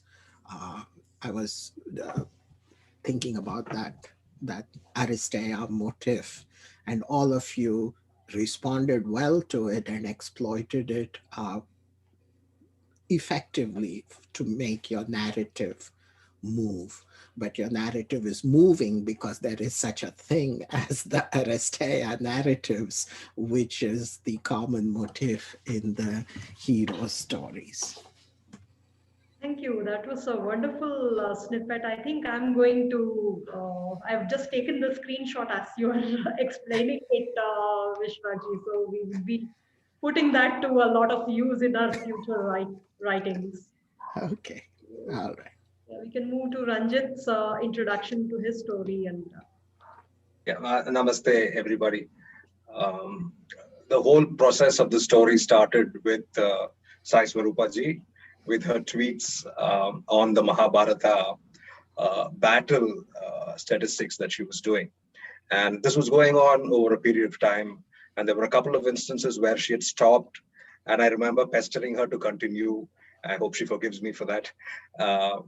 So when this was announced, I wasn't all that keen to, participate. I thought, okay, there would be better writers.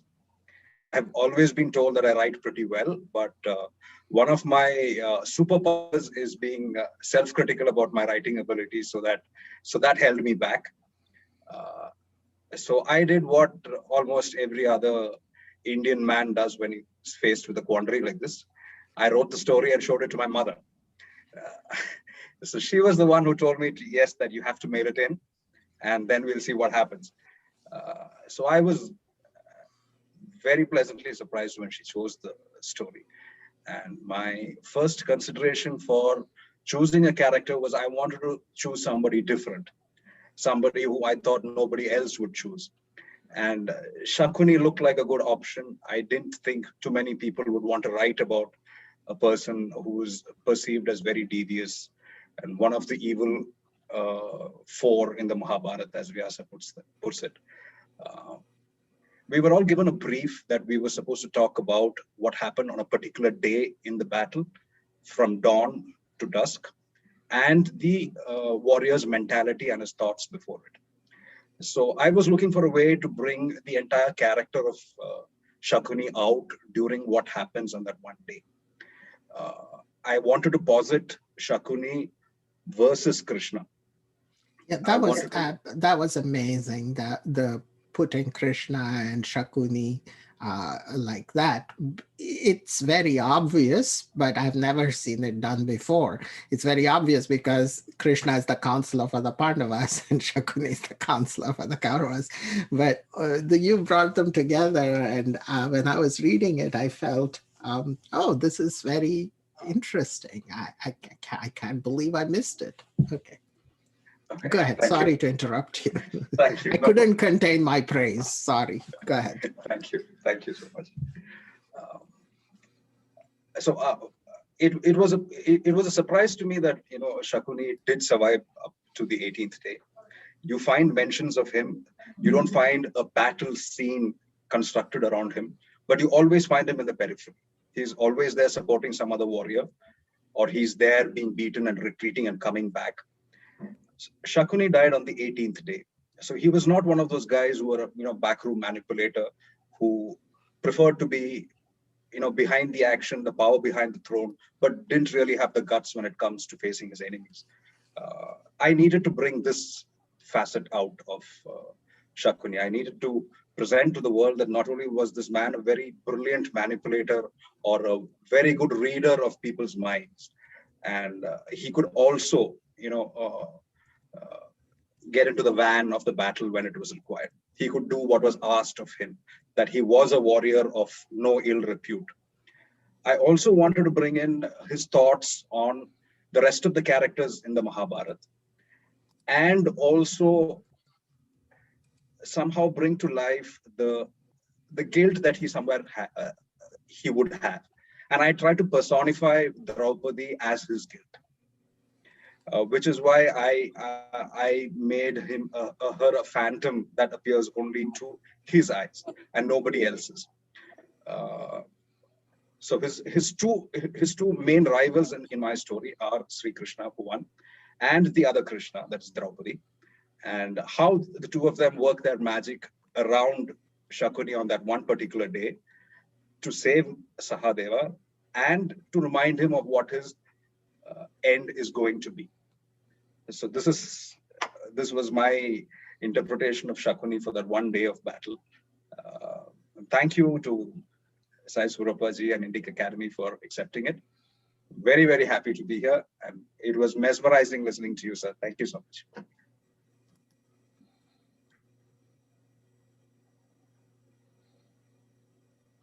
Rupal? Yeah. So, namaste, everyone. I'm Rupal, and I wrote the story, The Invincible. That's the third story of the anthology.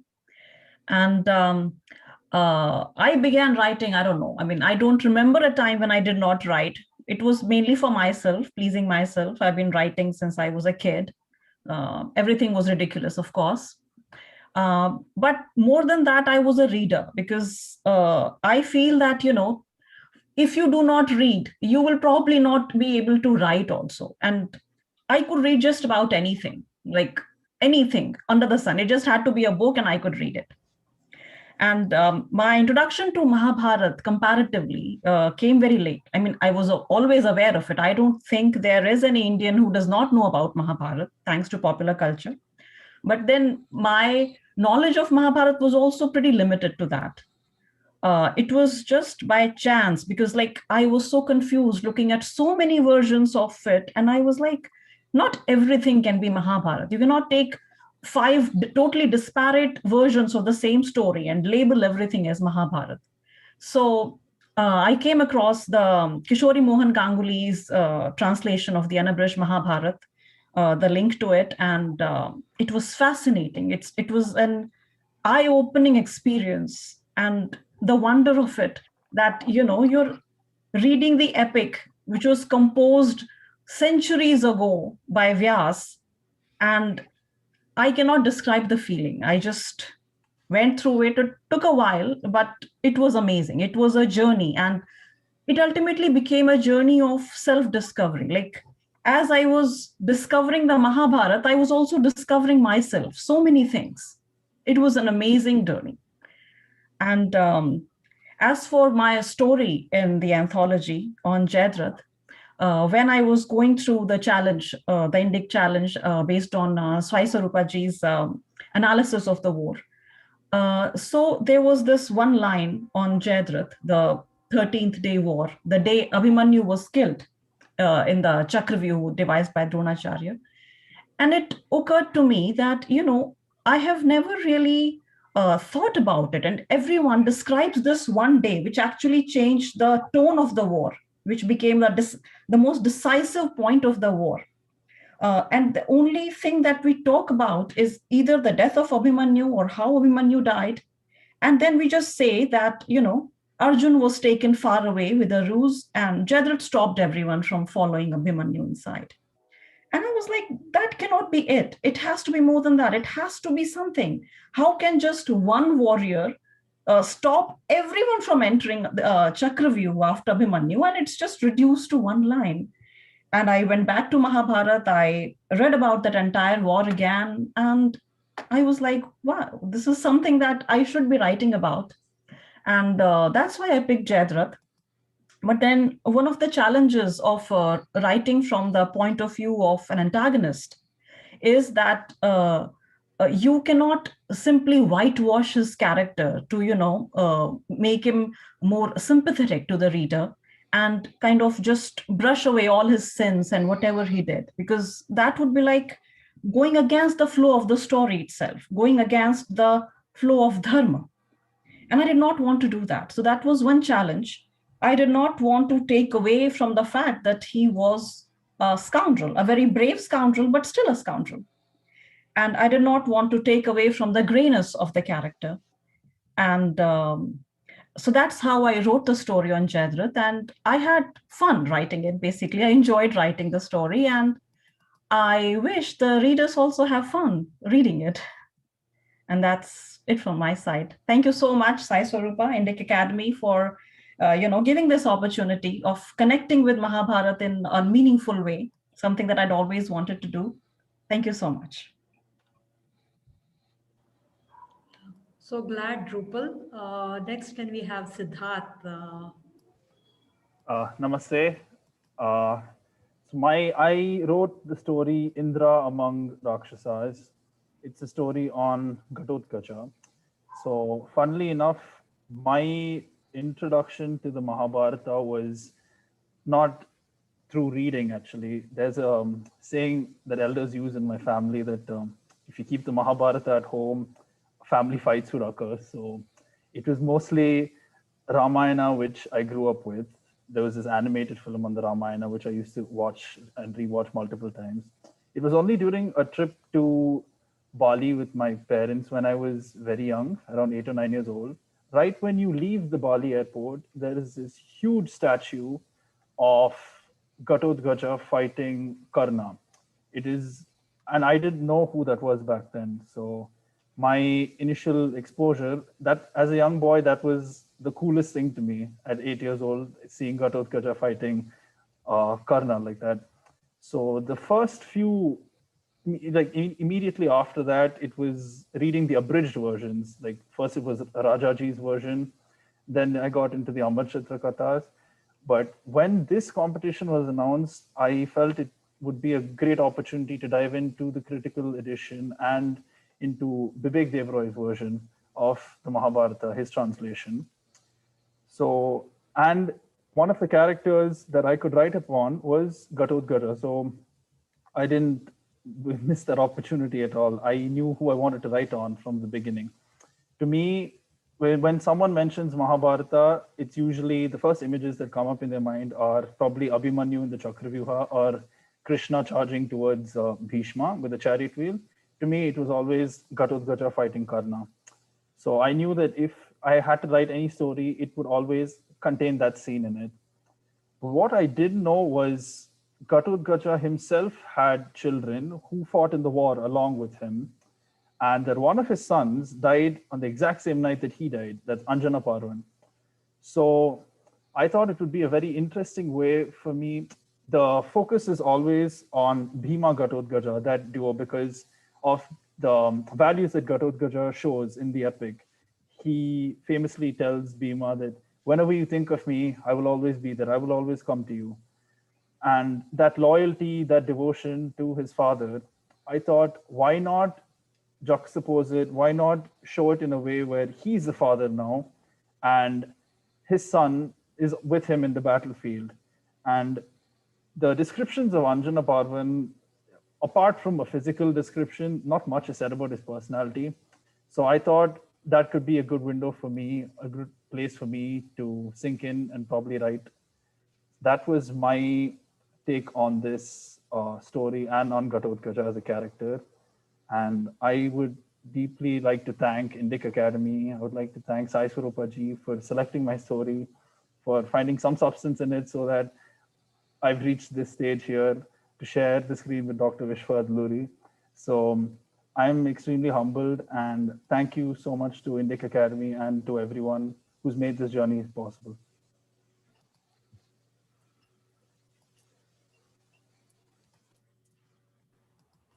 Amrita. Namaste, everyone. I'm Amrita, and I wrote The Mediocre Son, which is on Prativind. So my first introduction to Mahabharata was at the age of 11. when I was in school, and it was via a children's version, Bengali version, abridged by Upendra Kishore Rai Chaudhary, who is the grandfather of legendary filmmaker Satyajit Ray. And at that very young age, it was the character of Draupadi and her polyandry and her polyandrous marriage, the whole setup, and her love story, her affection for Arjun that really attracted me. But maybe because I was very young at the time, my love for Mahabharata it remained dormant after that for a long time. And it was truly rekindled in 2013 when it was when the epic was made, adapted in a very famous Hindi serial on a very famous Hindi channel. And I was in college then, and the show immediately sparked my interest in the epic. And I became very actively involved on social media discussions and debates on the various characters. And interestingly, at that time, I came to know that there is something called unabridged Mahabharata, something which I was not aware of. I came to know about Kishori Mohan Ganguly's translation and the critical edition.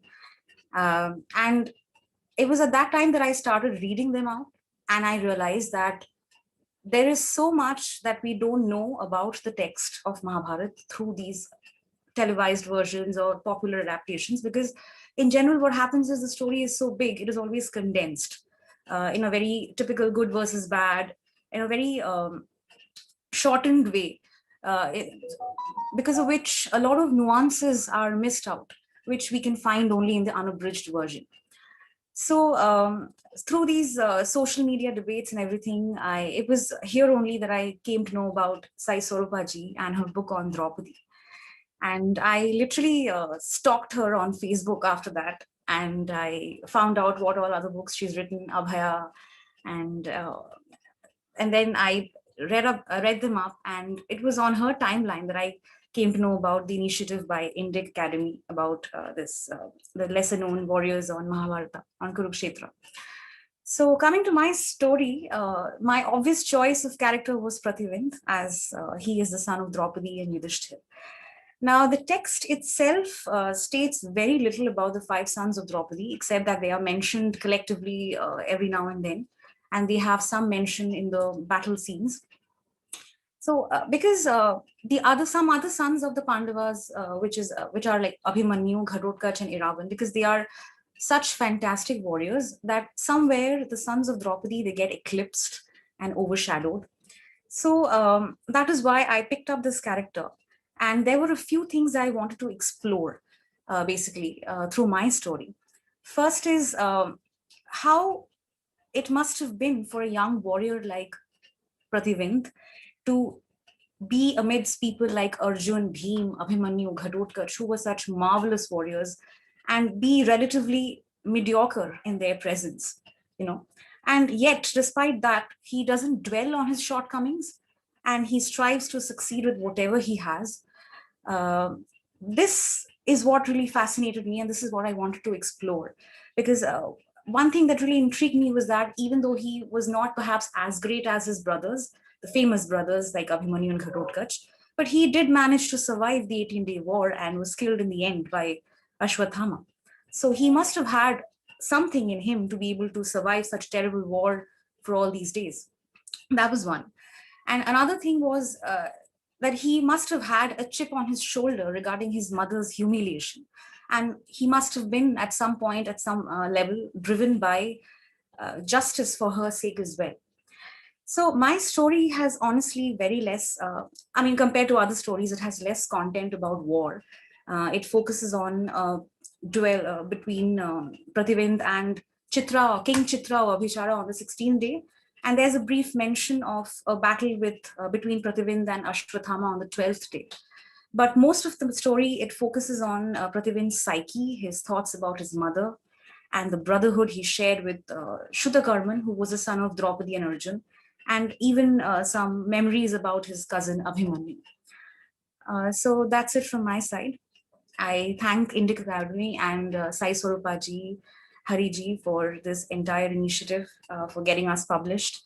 And I thank Vishwaji for his marvelous answers that he gave. I mean, it was really insightful. No, I mean, the Prativindya story was the first time I got a look at Prativindya. I was so humbled. I was like, where is she bringing this stuff from? It was just humbling, really.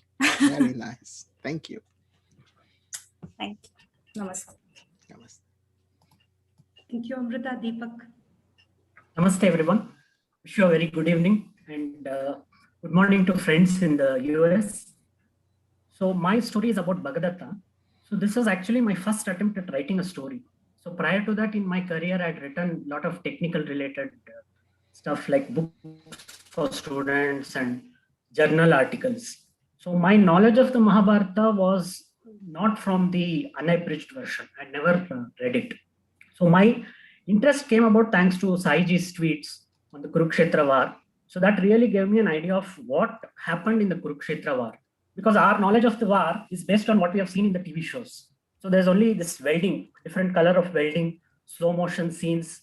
So we had only got that kind of a perception of the war. So in reality, it was something different. I mean, it was really phenomenal the way the war actually took place. So that inspired me to start writing about the war. And actually what happened was I started writing the book on Abhimanyu. So while writing that, while studying about day 12 of the war, so I came across the account of Bhagadatta. So as a coincidence, at the same time, Saiji had come out with this anthology idea. So I immediately decided that I'm going ahead with Bhagadatta.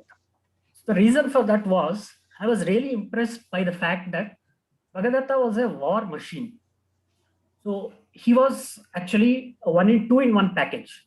So one was he himself was a veteran warrior, and second he had that powerful war elephant, Supratika.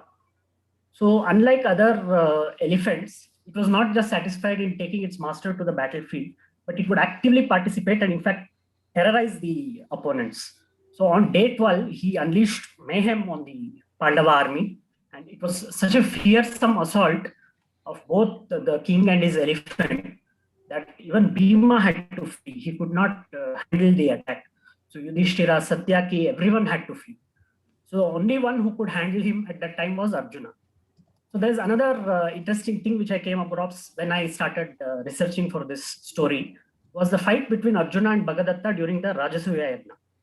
So at that time, it took 8 days for Arjuna to finally get Bhagadatta to surrender. So Bhagadatta tries everything for 8 days. So finally he runs out of options. So he says, I can't fight anymore. So tell me what you want. And Arjuna says that you please give tribute to Yudhishthira and come and be a part of the Rajasuya Yajna. So there is a background to Arjuna and Bhagadatta prior to that. And on day 12, so there is this fierce fight between Arjuna and Bhagadatta, which I focused on in my story. And one more thing, what impressed me about Bhagadatta was that the Mahabharata text, the translation by K.M. Ganguly, so it talks about how he was the king of the Kinnaras, Yavanas, and Mlechas. So it talks about he was heading an empire which ranged from the hills to the seashore. So my analysis was that probably the entire eastern region was ruled by him. So he was truly a great warrior, and for him, war was dharma. So he had no stakes in this particular war. He would not gain anything whether Duryodhana won or Yudhishthira won.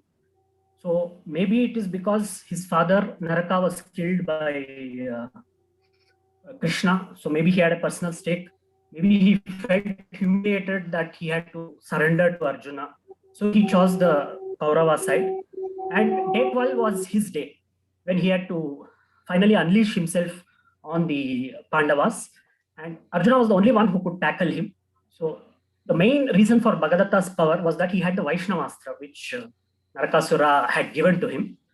So as a last resort, when nothing worked, he decided to unleash it on Arjuna. So, and as Professor Adluri has so nicely pointed out, it impaled Krishna, but then it becomes into a Vaijayantimala and its energy goes into the Lord. So that's when finally Arjuna is able to kill Bhagadatta. So I found this part of the story fascinating. And the main thing what I found was that unlike Narakasura, who had perception of being an evil king, there was nothing to suggest that Bhagadatta was a tyrant or an evil king. He was a warrior he spent a lot of his life fighting on the battlefield. So he had defeated Indra previously, and Indra was his friend. So he also says that Pandu is his friend. So he was a warrior, and ultimately he succumbed on the battlefield, which is the greatest thing which can happen to a veteran warrior. So this is about my story. And as a debutant author, it was really great that I got a chance to get published. So thanks to Saiji, thanks Hariji and the entire Indic team. And we have been getting amazing feedback from readers. So really sincerely thankful to everyone. Thank you. Thanks a lot, Deepak. Vishwagaru, it was an honor, privilege, and a pleasure to interact with you over the session. We don't know how the 2 hours passed, and Thank you.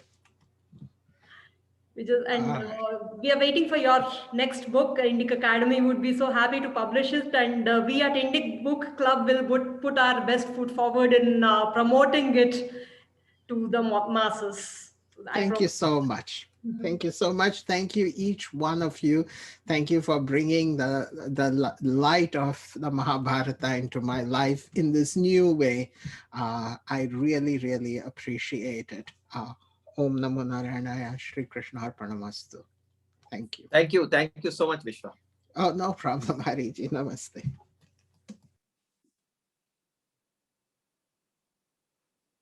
Yeah. So next would be Pranshu. Hi. So, yeah, according on the same lines, right?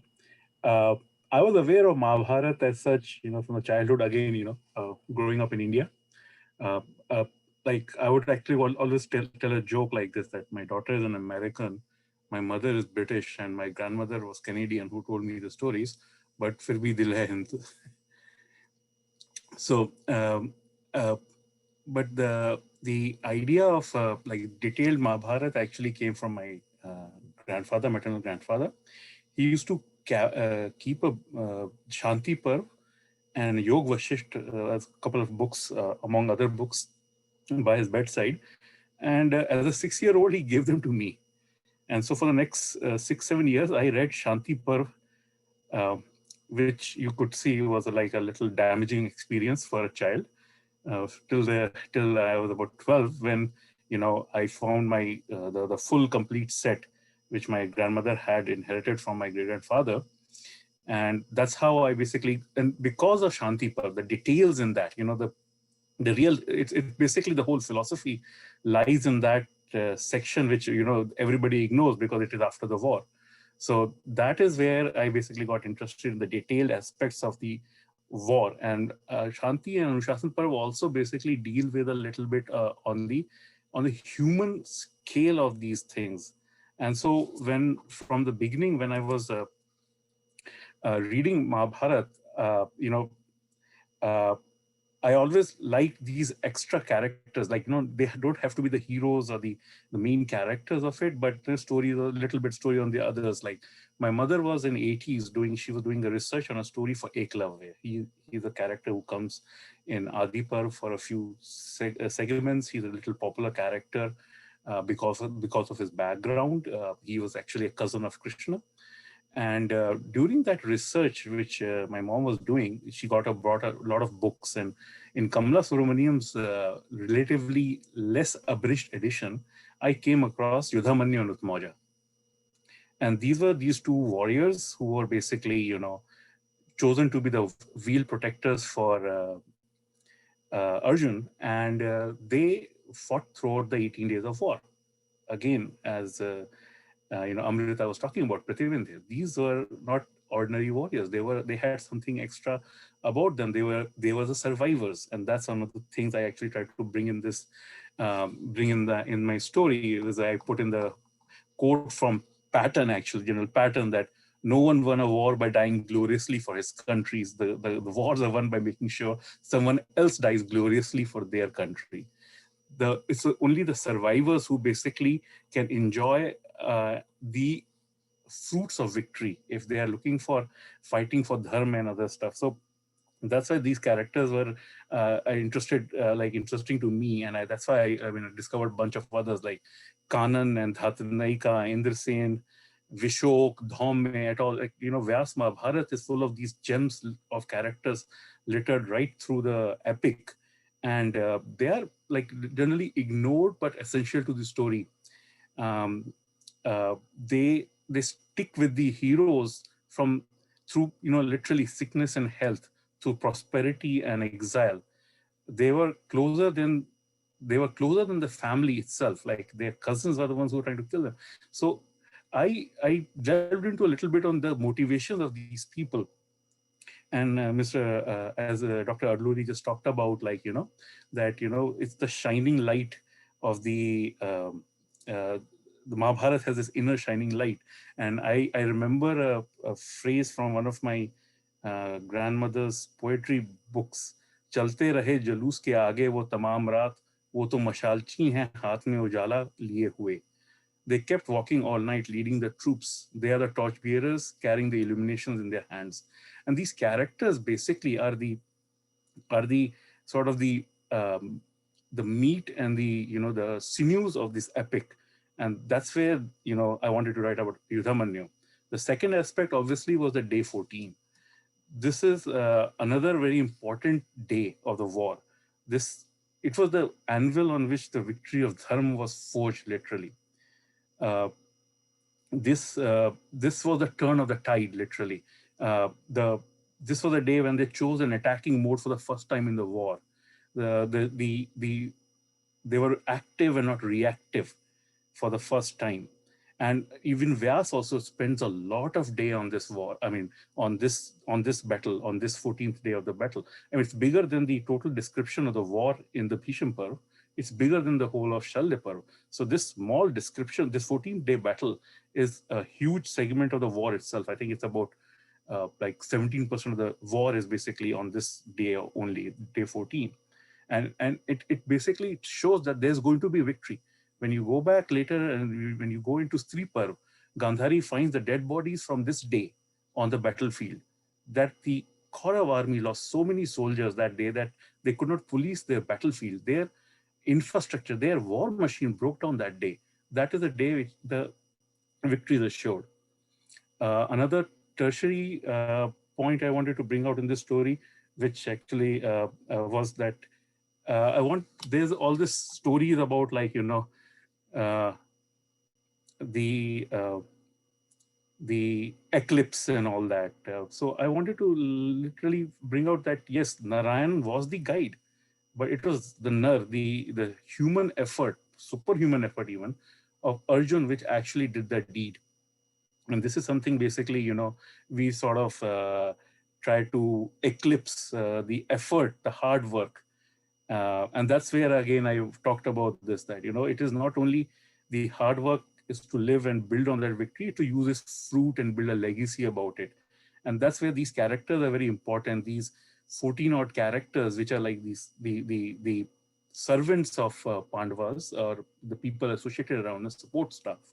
And they are there in beginning of, they are from there when they went into exile to when they actually won the war, and they were the ones who went to Hastinapur to set up the coronation. So this idea that what is the battle, what is this war to them? They are not worried about this Bhumi Bharan project of Vyas. They are not worried about uh, or they may be worried, but they do not concerned. They are concerned about how the dharma affects them. And that's where, as I said, they actually stuck with the Pandavas because they just loved them. And this is what I wanted to bring out, that, and that's what, that nobody won, that basically you do not win the war by fighting who you hate. You win the war by protecting who you love. And then on Valentine's Day, we are presenting this book. So I wanted to put that point out there. Thank you. And I really, I appreciate Sai and all the work she did with me in editing this, and India Academy for giving this idea, this opportunity, and the platform for sharing my story. Thank you. Thanks a lot, Pranchu. It was a pleasure reading your story as well. So we'll move to Shiv Kumar.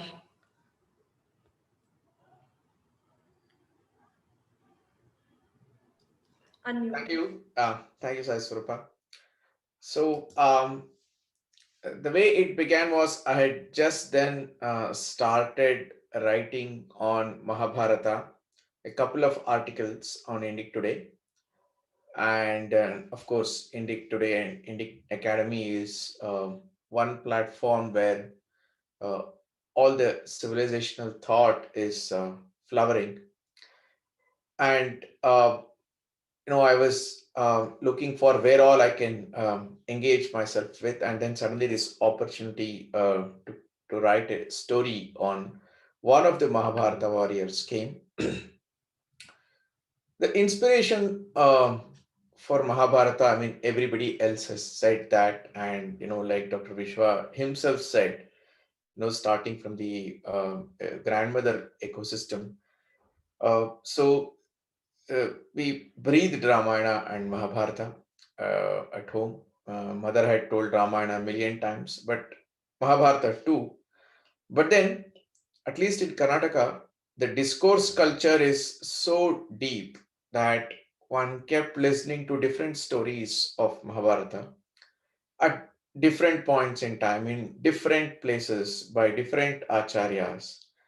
And it was all the time in the air, and you read a book and there is some reference to some story in Mahabharata. So I began collecting that, and I realized that the story of Mahabharata is just not the Kuru Pandava, Kaurava Pandava conflict, but it is much more than that. And by then, Amar Chitra Katha was there, and one had read all the Amar Chitra Katha stories, and I obviously, in the Kurukshetra war, three moments are very touching. One is when Bhishmacharya falls. So it's like it's a moment, in Mahabharata. And then it is Abhimanyu and Ghatotkacha. In particular, why Ghatotkacha was very, I was very attracted, was that fabulous character, very interesting person, huge, and makes for a great imagination. Cameo, not a very big role, but extremely impactful. And in the folk culture, there is a significant reimagination of Ghatotkacha.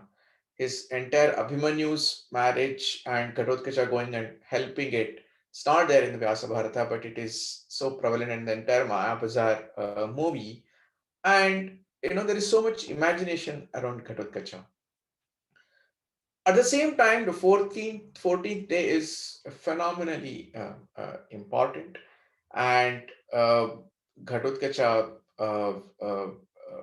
his death makes the fundamental difference, most critical difference, and that Karna wanting to hold the Shakti Ayudha and Ghatotkacha, you know, forcing it for Karna to hit on him.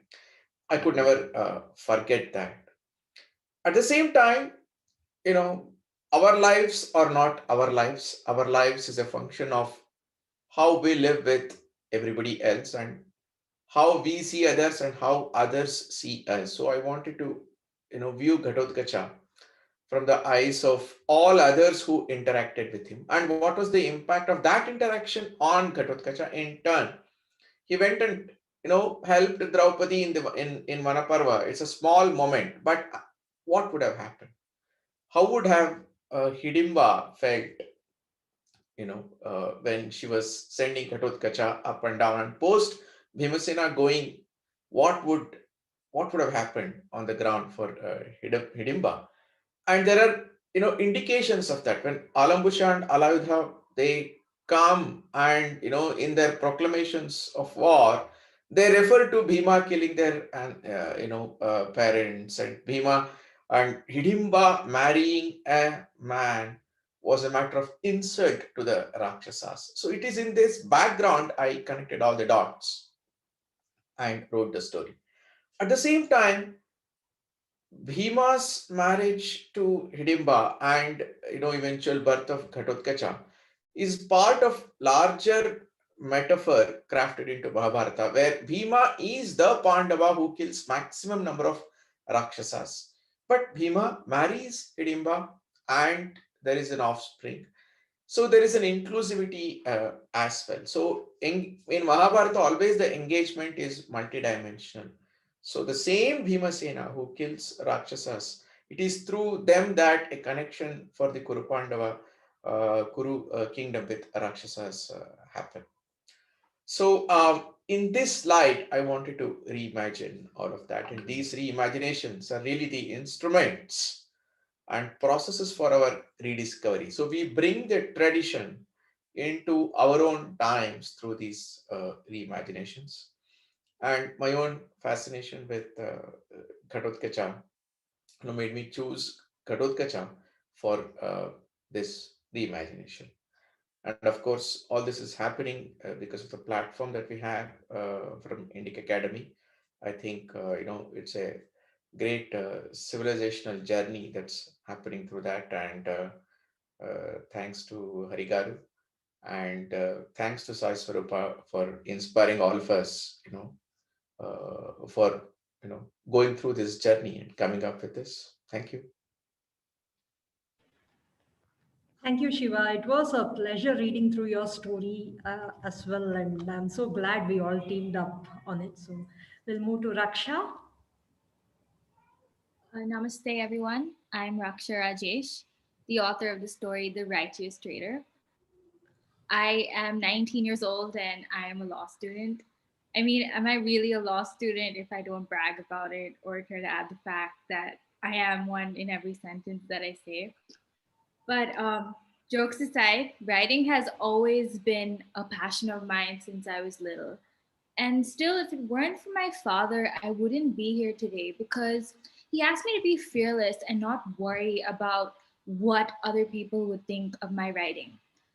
The best part about all of this is that I have been able to meet all of these wonderful people present here and the lovely readers who took out their time to appreciate our stories.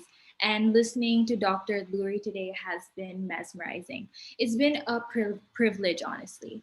Now, coming to my story, my main character is Yuyutsu. And Yuyutsu is the stepbrother of the Kauravas and the son of Dhritarashtra and Gandhari's maid Sugada. So, what drew me to choose Yuyutsu is the fact that he is a graceful man who strongly believes in Dharma, even though he's had many reasons not to because of his rough childhood. And the people surrounding him were filled with greed and a lot of other bad qualities. He's a person who's been devoid of love from his father. But on the other hand, he was brought up with a lot of devotion from his mother and took a lot of her qualities. So he is the younger brother of Duryodhana and and the other 99 Kauravas' older brother, which makes him the second oldest. So his character is an inspiration for all those who choose to do or want to do the right thing despite trying circumstances. So I grew up listening and reading the rich history of India, and to me, Mahabharata is the fountain of knowledge and the reservoir of wisdom. Despite being a 5,000-year-old epic, Mahabharata has many things to learn from, especially in the qualities of being dharmic and doing one's duty correctly. It's a melting pot of numerous connected stories, and one can always relate to it themselves or other characters depicted in the epic. All in all, I am very excited and grateful to be here. My selected story has actually given me a lot of confidence, and I have continued writing short stories for different blogs and platforms. And I'd like to thank Ms. Sai Swarupa for her constant guidance and Indic Academy support for budding authors like me. And I hope to make it big someday. Thank you. Thank you, Raksha. We wish you all the best. It was a pleasure reading your story as well as the story of Abhyuday. You guys are our hope. I'm so happy I found you guys, through this book. So we move to Abhyuday. Before Abhyuday starts about his book, let me say that once when I read his story and then I came to know that he's a 14-year-old, I couldn't believe myself because At 14, I was just beginning to read. I had just discovered the unabridged version of Mahabharata. I had not even begun to read it. And at this age, he got to write a whole short story. And though he wrote on an antagonist like Jayadratha, at such a young age, he did not lose the sight of Dharma. And that's what gives me hope about the whole generation, Abhyuday. So please go on. Ma'am. Namaste, everyone. My name is Abhiday Kiran Hadal, and I'm in class 8, and I am the author of Killing of Jayadratha. So I wrote about Jayadratha. So one of the main things I had to keep in mind while writing about Jayadratha was not be overly sympathetic towards him and not to invoke a lot of sympathy from the readers. So I discovered the Mahabharata from my grandparents, as Adluri ji said that grandmothers are professors of the Mahabharata. My grandmother introduced me to the Mahabharata and told me short stories from there, and that made me very passionate about it. And I started reading more about it on internet, and then I read the unabridged version by Bibek de Broy. And then I'm really thankful for Sai Swarupaji for giving me this opportunity to this is my debut work, and I hope I write a book someday. That's about it.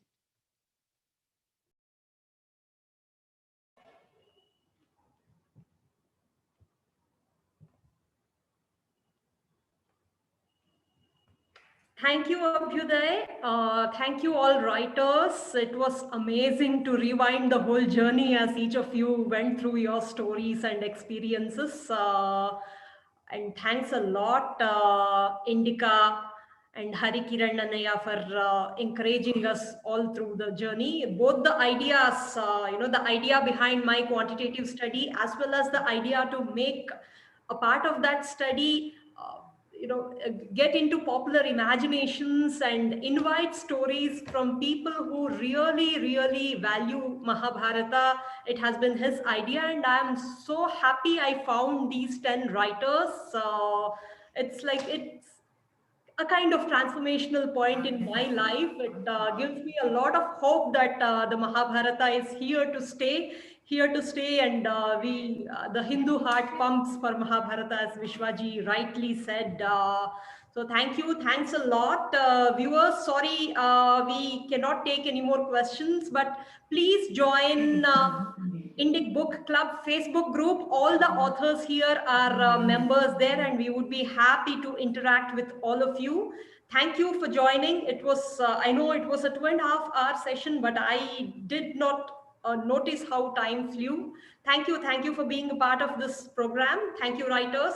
Thank you, Harikaranji and Indika. Thank you, Yogini, Abhinav, and thank you, Vishwaji. Thank you. Thank you, Saiji. Thank you, Sai. Thank you, everyone. Thank you. Thank you, everyone. Thank you, everyone.